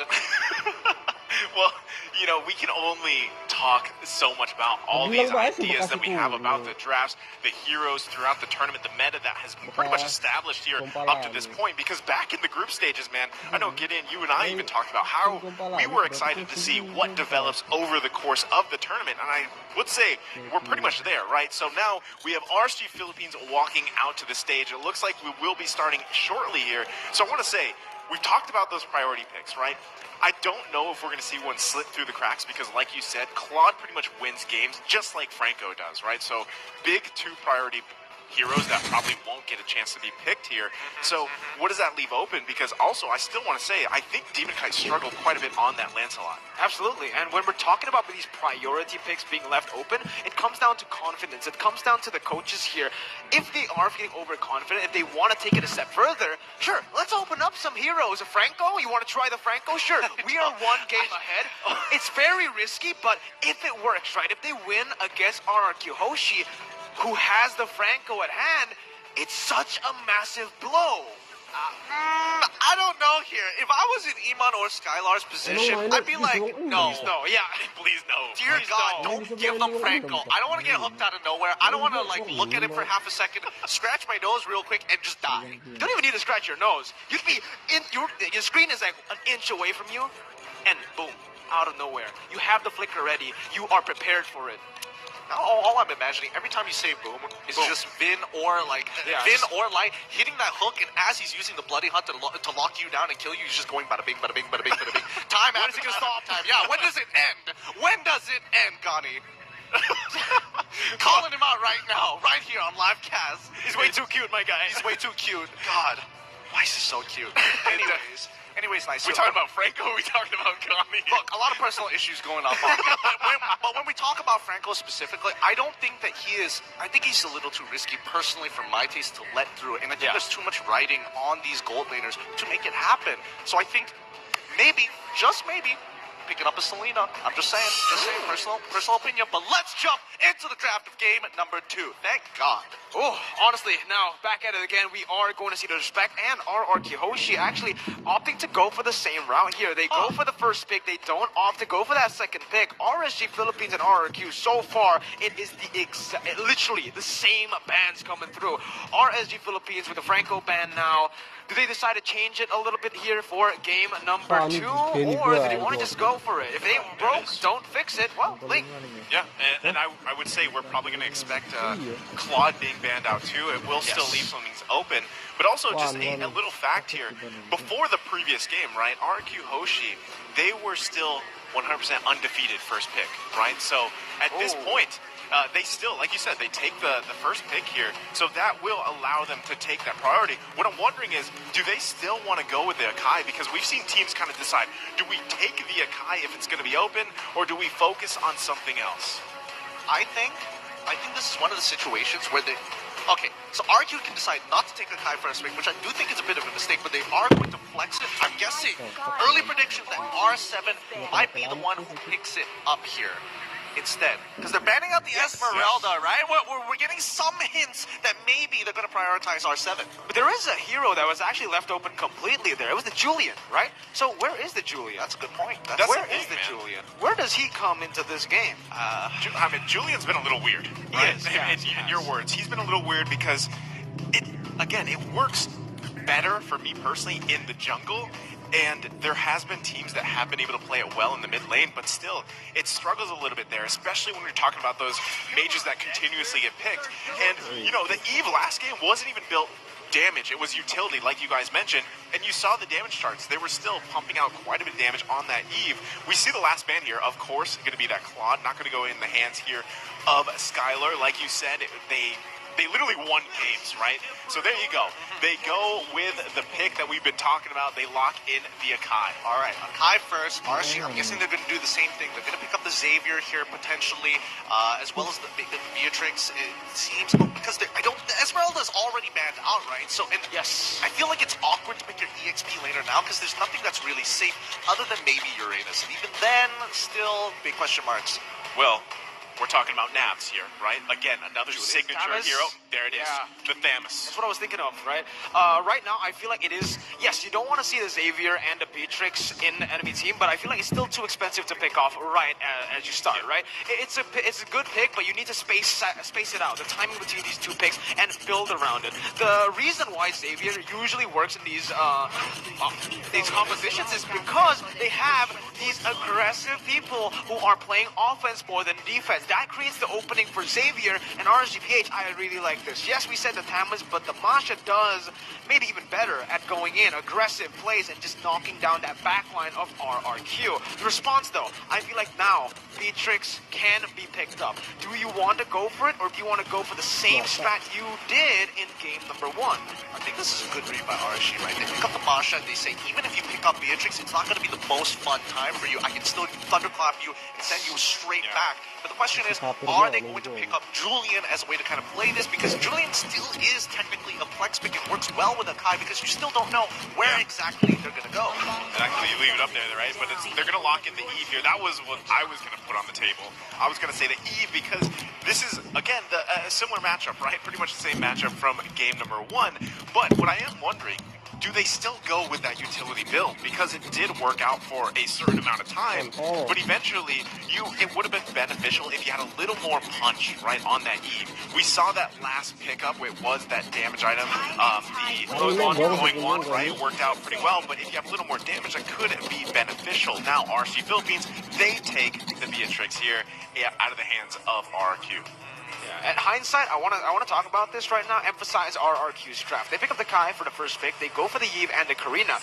By picking up the Karina, you kind of reduce that flex potential of the Akai, but they still can go as a roamer. It can still be flexed by the XP and the roamer. We're just going to have to see how that plays in, because I feel like this is good. If Albert isn't really feeling confident to get those 50-50s on an Akai, the Karina is a completely different story. It's so easy to chain the damage with that retribution to win and maybe build more confidence with the 50-50 plays.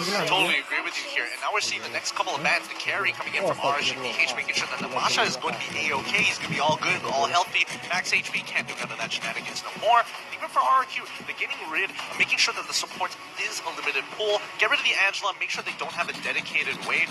I do think it's a little strange considering that RSGPH right now, in terms of initiation, when we look at Masha compared to someone like an Akai, like a Kufra, and arguably even a Grok as well, they just have better ways of getting in a fight compared to Masha. Yeah, she literally has to just Run in. like literally sprint or run in, right? And that's what we see here. But RC Philippines going to take out big gold laners here again. Smart. 3 bans, right? Very 3 smart. bans to the gold lane here. They're really limiting the choices here for RRQ as they take out that Irithil too, which is funny because we saw Irithil pop up, do pretty well so far through the tournament, but still teams aren't prioritizing her as much. And RRQ takes out the Cho pick here, so they're focusing still on the choices here of light. And at the same time, RC Philippines, right? What do they want to take to complement that jungle? Like you said, they have the Masha. They could possibly, I'm thinking for Demon Kai, right, in the jungle. If he wants to go maybe the Baksha, we've seen Baksha, right, being able to just roll around the map himself, initiate very well, and can still clear relatively well too. Plus, you have that built-in passive that is beneficial for those big team fights. I actually feel like if now they are up against the Karina, they would just try to go for the same pick here. Lancelot fits perfectly in, right? If you want to contest these 50-50 battles, Lancelot does a really good job at securing these objectives, and even Kai, we know he can play it really well, but no, they actually go not for the Baksha, not for the Lancelot, but the Barats here. Yes, it's been so long, so very long we've been talking about how Barats is a very clear way of dealing with the Akai. You heavy spin, I press Alt, I eat you up, I'm not going to get knocked away too far, boom, bang, bada bing.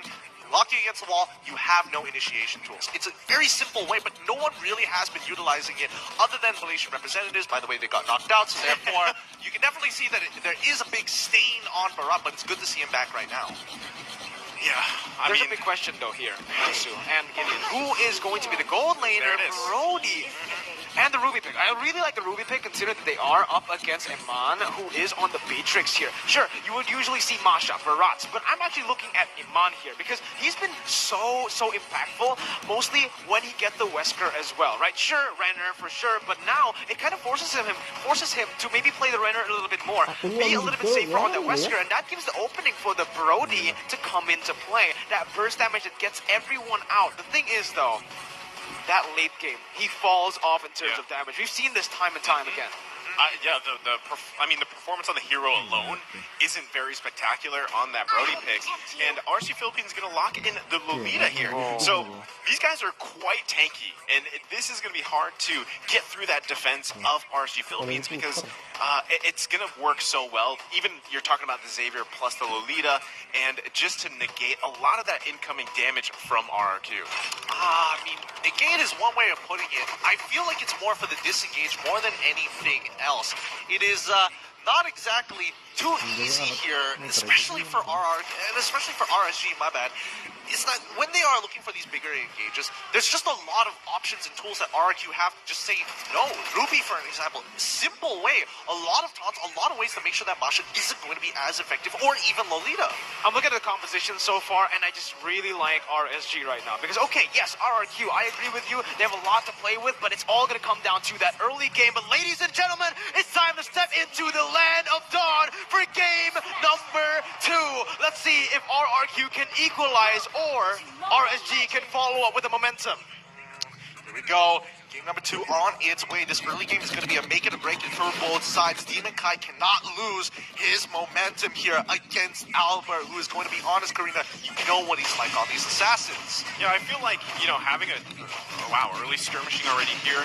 This is the power of a Ruby, right? And you can not able to force any spells out here yet, but going back to Vin, right? Vin, especially the performance that he has on a Franco, I feel like he does a great job on a Ruby too. You can already see the early aggression coming out. Whoa, Demon Kai, yeah, taken very low here. He's forced to back up. That's going to be the Mystic Field often used to just immobilize Vin, stop this tempo from getting any further. But you can see, right now, Light and Aqua, they are very pressured in lane. Yeah, and that's what you want to see, especially when Vin is playing that Ruby, right? Aqua, especially when he's on that Xavier, is not going to be very effective in the early stages of the game. And the same goes for Lolita, who just has a point-and-click stun. Okay, they didn't steal away the orange buff. Thank goodness Demon Kai can continue farming. What I'm wondering, though, too, is in these early objectives, if they have enough here, RC, they initiate. Oh, first blood there for RSG. Again, Vin, a little bit too aggressive there. RSG instantly punished. Okay, going back to my point, right? Do they have enough to win these kind of early aggressive trades that are happening from RQ? And, I guess they do, because they grab that first blood, and with the turtle coming up shortly, they might be able to set themselves up here. Emon gonna flicker out, but has to reset too, and they want to prepare for that next turtle. And I think this is smart. RRQ are making sure that the mid lane priority is forcing Lolita to kind of match because they're threatening somebody. They threaten the jungle. They can't afford the jungle to fall off that early, so Light has to match them everywhere they go, allowing for the lane dominant heroes like Skylar playing this Brody to try and win this early game against Iman. Let's see the first turtle fight here. It is going to be RRQ looking for more. Nats going to the back line. That's going to be Albert winning on the Retribution battle. R7 pinning Demon Kai down in the real world. Manipulation comes in. Demon Kai taken low. Going to be taken down there by R7 as Albert will look to kite away. The Dawning Light is not enough, even with Nat's damage to top it off. It is RRQ with a favorable 2-for-1 trade and a turtle. See, that's the thing, right? They don't have the damage yet quite enough.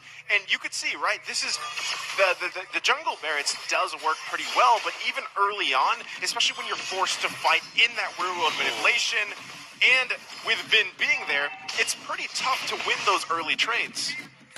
I think more so they just need the items. They need their first items here. They did play a little bit of a risk trying to get a pick back, but I think RSG at this point, they don't mind. First turtle, a little bit of EXP. They're not completely out of it just yet. The only consequence that they take is the fact that Demon Kite has to restack himself all over again. He wants to be a big boy, but right now he's just going to be walking on some toddler legs for a while. Yeah, but back at it again to the point that we made a little bit, right, in the drafts. RRQ, this composition was made to dominate this early game, securing a lot of the neutral objectives, especially with a Brody in lane. You're looking for a lot of catches, but when it comes to that late game, I feel like this is, again, a very Omega-ish draft from RSGPH. It feels like they're stalling it out for Aqua and for Iman on the speed tricks to scale up. RRQ, they need to pull the trigger. They need to look for fights early on, maybe more picks than game number 1, but so far, I feel like RSG have been able to nullify all of that. Yeah, like you said, they're going with that same kind of game plan. They've made a couple changes in their draft here, but Aqua also picking up the Clock of Destiny already at this point. So this is what we saw, right? That early fight where he didn't really have that damage yet. At this point, it's already going to be scaling. So the next big objectives that do come up, now RRQ Hoshi has to be pretty much careful in how they decide to go about those fights. And I think a lot of it has to come down to whether or not RQ Hoshi members have battle spells, right? And I think, here we go, the fight. R7 still able to find that heavy spin onto Aqua, even with the flicker pop. That's gonna be light falling as well. Albert with the double kill, 2-0. This is what you want to see from RRQ. Using that early aggressiveness to just look for fights, and R7 roaming so early on is just such a curveball to RSG. You have to admit, the RQ members are a little too good at Akai. Somehow they always get more than, they get 2 members at a minimum. And this is starting to become a bit of a weird trend. Like, how are they learning? What is the boot camp for Akai here? I mean, no matter what role they play it in, it works so well for them. And that's the thing, too, right? You can continue to just let Naf stay in that lane. R7 is going to be way more valuable if he joins those team fights anyway. And that's exactly what we're seeing here. So they have that early lead already, 2.4K gold lead, 5 minutes in. And like we said, RSG Philippines wants to just take the time, slow down a little bit here, and just get into this game, because obviously the tempo is being set by RRQ Hoshi. You can see that there are a lot of little victories that RRQ Hoshi are taking on the map. Not just from these team fights alone, but notice how they play the waves, especially in that mid lane. They don't usually just shove it off. Like even here, right? They're waiting for the enemy to spot out themselves, and that's going to be actually Finn, who gets caught in the render and the stun from Light. Skylar's here looking for the play onto Light, but Light just perfect flicker timing there to get out of that situation as R7 tries to make his way into that mid lane through the top side river. He will be forced to back up by Demon Kite and Nas, showing dominance here in the river. He's just taking control. Yep, Nats always has to match R7 no matter what, or control the lane. They need to take something away because Skylar eventually will be able to keep on pushing Iman back. Iman does get the Blade of Despair here, and Skylar relentless. Every single time he makes even this little bit of contact against Iman, instantly he pops the ult. Yeah, I mean, Skylar also just picked it up too, right? So at that point, both gold laners, it's going to be scary, and also depending on their positioning for each team to deal with that damage now. But as this look at both XP laners just cutting the lanes, they definitely want to set up for this next turtle in just a couple of seconds. And still, Clay has been in every single kill participation at this point, right? He also has that mystery shot emblem, so he's going to be able to buy, I believe he's going utility once again on the Eve, and that's why they're so confident in these fights around these objectives. Well, let's see. Nats is going to be first here on to the river, joining up with his team, but he might be all alone. Finn going to be able to chain CC him with R7. Nats popping in that sprint, trying to look for that back line, and Skylar will be able to kite back. RRQ doing really well here at the front to back composition. They look for the turtle once again. Nats down to 2 HP, but look at Light. This is a very good position for him to look for that Numenon Blast. And Flanks, Albert gets the kill. Numenon Blast not pop. It will find no one as Skylar jumps in. That's going to be the kill streak picked up. RRQ looking to collapse further as Light will be caught out. The Mystic Field buys a little bit more time, but Albert is just massive on the Karina. Nats, you can see him look for compensation in mid lane. He will be able to take that turret down. R7 with no damage. There is no kill pressure, but I might be wrong here. He jumps in. He looks for the solo kill. Nats taken low. Still able to run away. 1 HP with the dash. Good mechanics coming coming out of Nats. He takes the Cyclone. I knowing that if he charges, he still moves forwards during the animation. Good micro mechanics, and RSG make sure that they tax RRQ Hoshi for every move they make. Does R7 have the cursed helmet? Because I think he has the cursed helmet, right? He was burning him. I thought that one tick was going to get him. But, okay, going back to that, right? I mean, that whole thing, we saw how much of a struggle it is to actually utilize that Lolita, because you charge up that Numenon blast, but if you miss it, where do you go? Exactly. And that kind of falls apart at that point. Let's not forget that Light also didn't have his flicker at that point in time. He had 20 seconds still left, and they couldn't really do much about it, so they had to just somehow keep them in place in the range of that Numenon blast, or at the very least just get the slow... They don't find that pick just yet, but Clay, he's getting a little brave here. I want to just emphasize on what Nats was able to do there, because by getting that turret, that actually gives over the pressure to become, Iman, just so aware. Yo, holy Iman, that was so good. Iman sense. Iman sense. There it is. Reaction time is ridiculous right now, but as we mentioned before, this composition from RRQ will get ahead very early on into the game, but RSGPH, they're going to play the same style here. Chris Helmet just being purchased by Demon Kite to help speed the process up as fast. Continues his attack on R7. It's going to be a wet noodle fight for the large majority of this game, but we need to wait until RSGPH hits that 32K mark. That's when we're going to see them, if it still is even going to be the same. This is crazy though, right? Because the gold lead already at this point is pretty massive for RQ, and that's again why they're going to be able to go ahead and start up this Lord early on. We'll see if they actually commit to it, because every member is now going to be this top side of the map. 9 minutes in, the Lord now chunked to half HP. RRQ looking for the play. R7 jumping in onto Demon Kai, falling back once again. RSG Light looking for the Numenon blast. There we go. 3.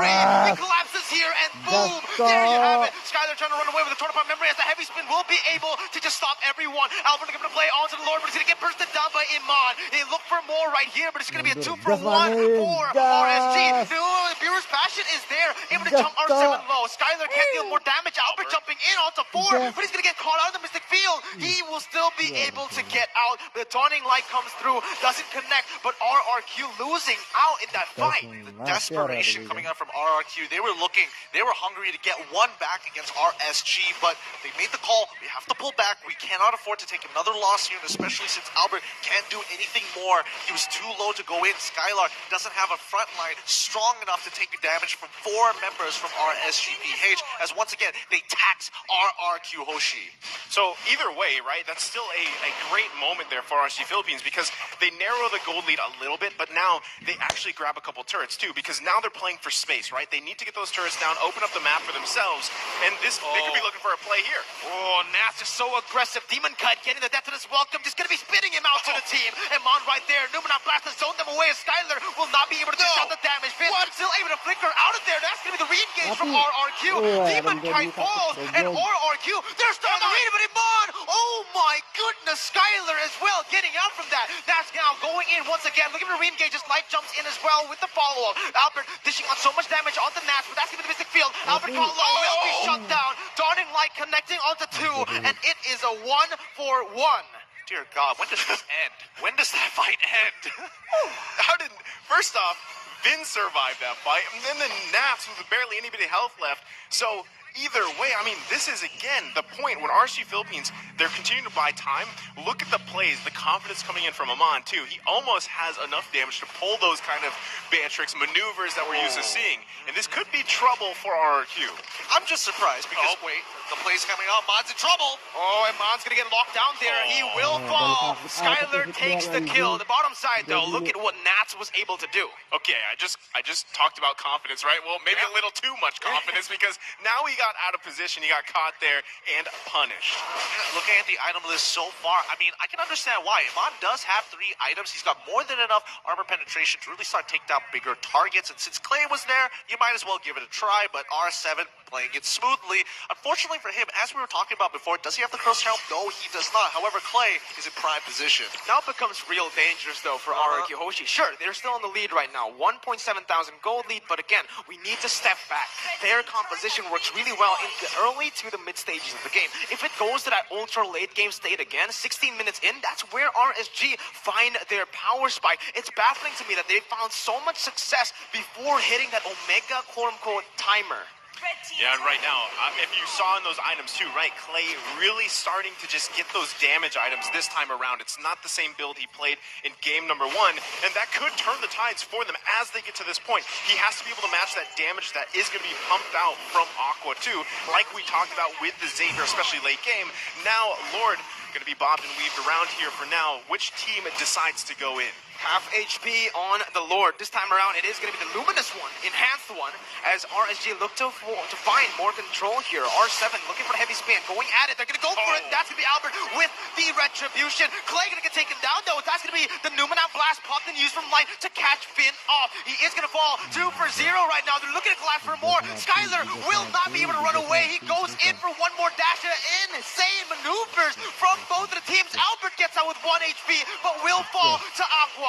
R7 gets out. The Lord traded in for 3 kills. I don't think it's worth it. I don't think it's worth it too, and I think Vin, unfortunately, did make a little bit of a mistake there. I think he could have sacrificed his life to save both Clay and as well as Albert there in that situation. Maybe not necessarily Clay, but compared to getting 3 of your members, 3 members dying from the side of RRQ, compared to just 1, maybe even 2, I think the sacrifice play should have been played. It should have been taken. Again, going back to the game plan of RSG Philippines, win those little bit of skirmishes, those team fights around the objectives. Gold lead pretty much gone at this point, right? So RQ lost that, and now look at the player gold. Eman is exactly where he wants to be. Skylar has quite a bit of items in even gold himself, but he has a much harder time to get that damage off because he needs to get those marks off before Total Lord memory. But look at Vin. That's exactly what we mentioned. The Dawning Light unfortunately was not able to take Vin down there with the Athena, but my goodness, the poke, the damage at this point is not even poke. It's just burst. It's just burst, and they're dead even when it comes down to gold with a slight lead on RSGPH's side.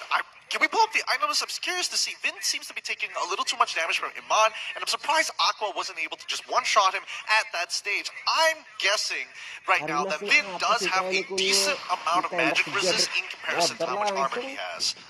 Well, again, there's the damage dealt, right? I'm not sure if that's exactly what you wanted to see here, but that works at this point because, yeah, Aqua already getting to that point. As we saw, that 18 to 20 minute mark is really when Aqua's gonna hurt. And there you go. That's actually gonna be the updated one there. Look at that. At the top. Interesting. He's already at the 42k mark, but the amount of damage doesn't seem to be adding up in terms of the percentile it's dishing out to RIQ. So my guess is that they're respecting Aqua and they're making sure that they're building their MR very early on, their magic resist to keep them alive and healthy. But this does give a lot of room for Iman to work with. Let's just see how this plays out as they set up topside, waiting to ambush one of the members of RRQ. Could be, I don't think they're going to fall for it, but especially since the waves aren't in the right place. Yeah, and on top of that too, right, the next Lord going to be up in about 20 seconds, so all they have to do is set up around that part of the map, look for a play again. Notice Navs too, at the bottom, just doing work there, cutting the waves. This could be a setup though, they don't know they're there. Oh, no, blast Finn, still able to cancel it out there. Iman's going to get back all the way. That I'm offended, and the read from RRQ as they look for more here. Light forced to back away, and the timing, look at the timing as to when they check that bush. That's so perfect. Wow. Did they know they were there? Was that a check? That's the thing. Was that a 200 IQ play? That was a 5,000 IQ play. How did they know? How did they know? I know they sent members here, but they could have easily, like, I know they have buff timers, but the next fight's already beginning. Yeah, Vin with I'm Offended going to be able to catch Demon Kite there, but now RSG, they look for something new, and I'm Black. It's going to be canceled again by Vin. R7 looking for the re-engage right now as he will be immobilized by the Mystic Field. Albert's still on it. They need to look for the commitment onto the Lord right now. R7 going to heavy spin, zoning Demon Kite away. This is a free Lord take, and Albert will be able to take it. That time to the back line. Skylar's still taking low here, going to be able to kite away as Clay is just popping, staying, committing onto that real world manipulation. RRQ once again are in the lead. That's so clean. Yeah, very clean. And this is the benefit of having that Akai on the sideline, not being in the jungle, right? Because we just saw it there.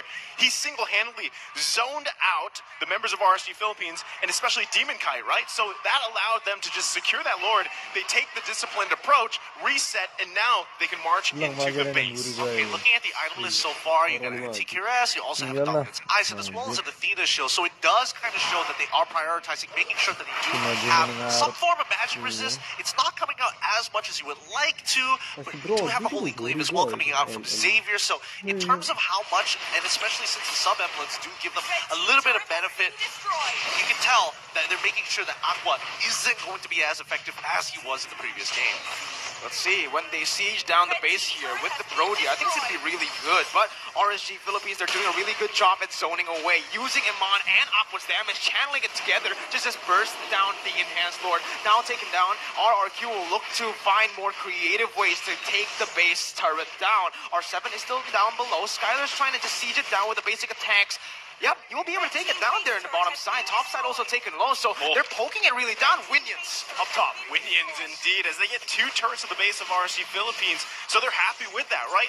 If they can find enough time, again, just to stall it out, wait for the next Lord, they can do the same thing. Right now, RSG Philippines has to be conscious, again, of that Akai, that heavy spin to zone them out. At the same time, right, where does RSG Philippines find a play here? Because you guys mentioned it, right? Gideon, you mentioned that magic resistance is actually working really well to counter the damage so far from Aqua, and it just, at this point, it's not working as well as it did in game number 1. I'm curious to know, did R7 not complete his boots this entire time, or did he switch them out later on into the game? I actually don't know. I'm pretty sure. That's the thing, right? We did see the buy. We'll have to theorize about that later. Leave it to the analysts to do the hard. Pandas wear boots. That is a good point.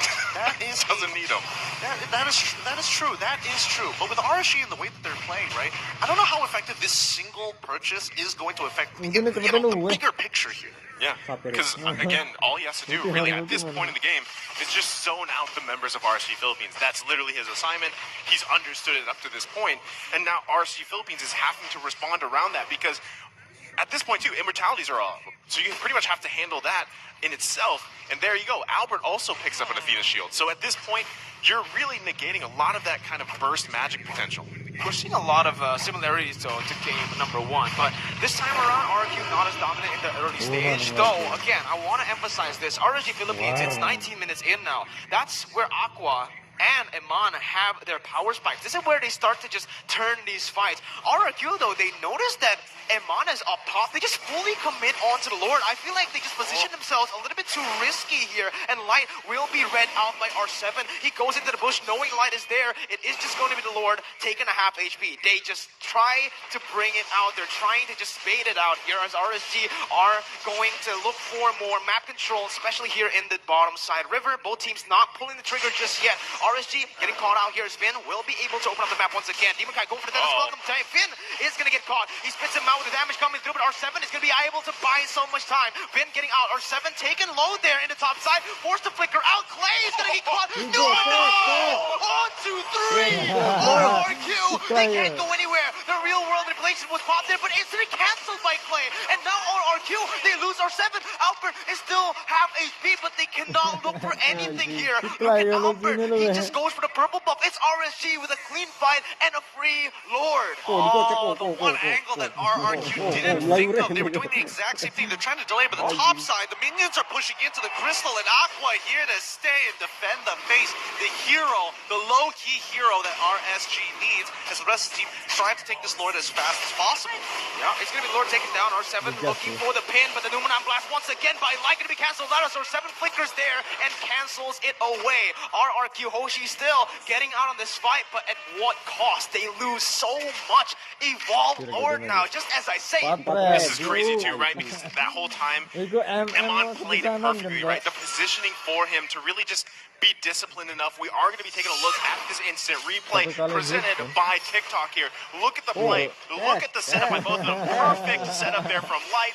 Look at Emon's positioning this whole time. He also has to be very careful. They canceled Clay's setup here because that could have been a big disaster for them, but they played around it so well, and just everything kind of fell into place for RSG Philippines there. 2 key points that they had to keep in mind. Number 1, Scala showed himself on bottom side, which made it very easy for RSG to say, you're a man down, we can start taking the space, right? Second of all, it's just disrupting Clay's ultimate, because as you can tell by his build, he's playing pure utility here. He's trying to shred, he is trying to demean RSG as much as possible when it comes down to RSG trying to run away from fights specifically. Well, that's going to be the Evolved Lord marching down. Iman somehow finding that spot to hit Skylar in the midst of it all, and that's going to be the top side turret taken down. RSG Philippines just chaining this all across RRQ's base. Mid lane turret inner taken down. They're looking for more on the board, but no, they just pull back. RRQ with a good defense, RSG with very good discipline, able to just control this. Still holding on to that 3,000 gold lead, which is just going to get bigger and bigger as we progress through the game. RSG have hit their power spikes, and now it's going to be RRQ who need to find that comeback moment. I feel like they're feeling pretty confident here, especially you saw Emon, he has that immortality, right? So he doesn't, I mean, he's also got the flicker available to him, so he can be a little more defensive or aggressive with that, deciding how he wants to play it out. You can see R7, again, this is up to him to find that moment for the setup.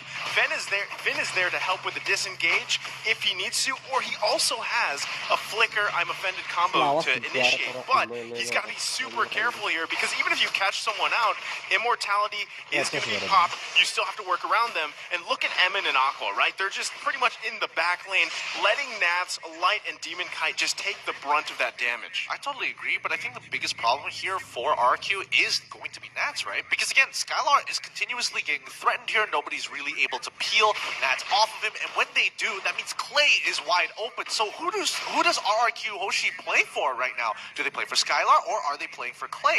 And when you look at both of them, they have to work together. If they get split in half, that's when RSG start picking them off one by one, pressing their advantage, and creep up, down, and push them right back into the crystal. Speaking of Skylar or Clay, we have to talk about the damage output here now that we're entering that late game, because we kind of mentioned this in the draft. When you pick something like a Brody, it's going to be tough, it's going to be rough when we get into that later stage of the game.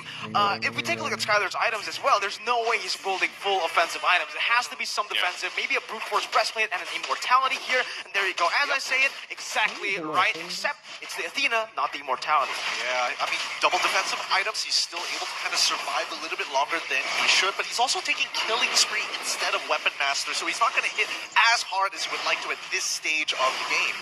Nats again, though. Look at his positioning. He's looking to just find Clay, find Skylar on the flanks, and he does exactly that. He pops the sprint. No, he doesn't pop the sprint just yet. He's going in. He knows where Clay is. Clay's going to get zoned out. Our 7's looking for an opening here onto the Lord, looking for that heavy spin once again. Light taken to half HP. Immobility there as Nats going into the Dawning Light once again. Nats finding Clay, but he will not be able to run this time. It's actually going to be Finn looking for the cover. Gets the I'm offended on Demon Kite, taking the Lord low. It's going to be RQ to look for the Lord. Heavy spin going to be popped, but Demon Kite so on point of retribution. Nats taking low there in the bottom side. And that's shutting him down, but Clay will fall to the Dawning Light of Aqua. And that's another one. R7 as well. They find him as the field onto Finn. Finn can no longer run. The winner truncheon by Albert was misclicked. And Finn will have his immortality pop. Not just yet though. He pops flickers forward, gets kind of low. The Dawning Light to take him down. Albert jumping on the 3 members, still able to back up. Finn gets hit, but they will both survive with the Evolved Lord. This is looking like a closeout for RSG. Oh, they're looking to end this game. The inhibitor is going to fall down first. And RSGPH so close to getting this game too. They find one, and they're looking to picks for more. Albert dealing damage onto Light. Amon jumping in with the Wesker, just stealing it out without minions. RSG close it off 2-0. Again, they buy time to get to exactly where they need to, find those mistakes coming out from RRQ, and they punish them, taking game 2 in similar fashion. Yeah, they hit hard, they hit fast, and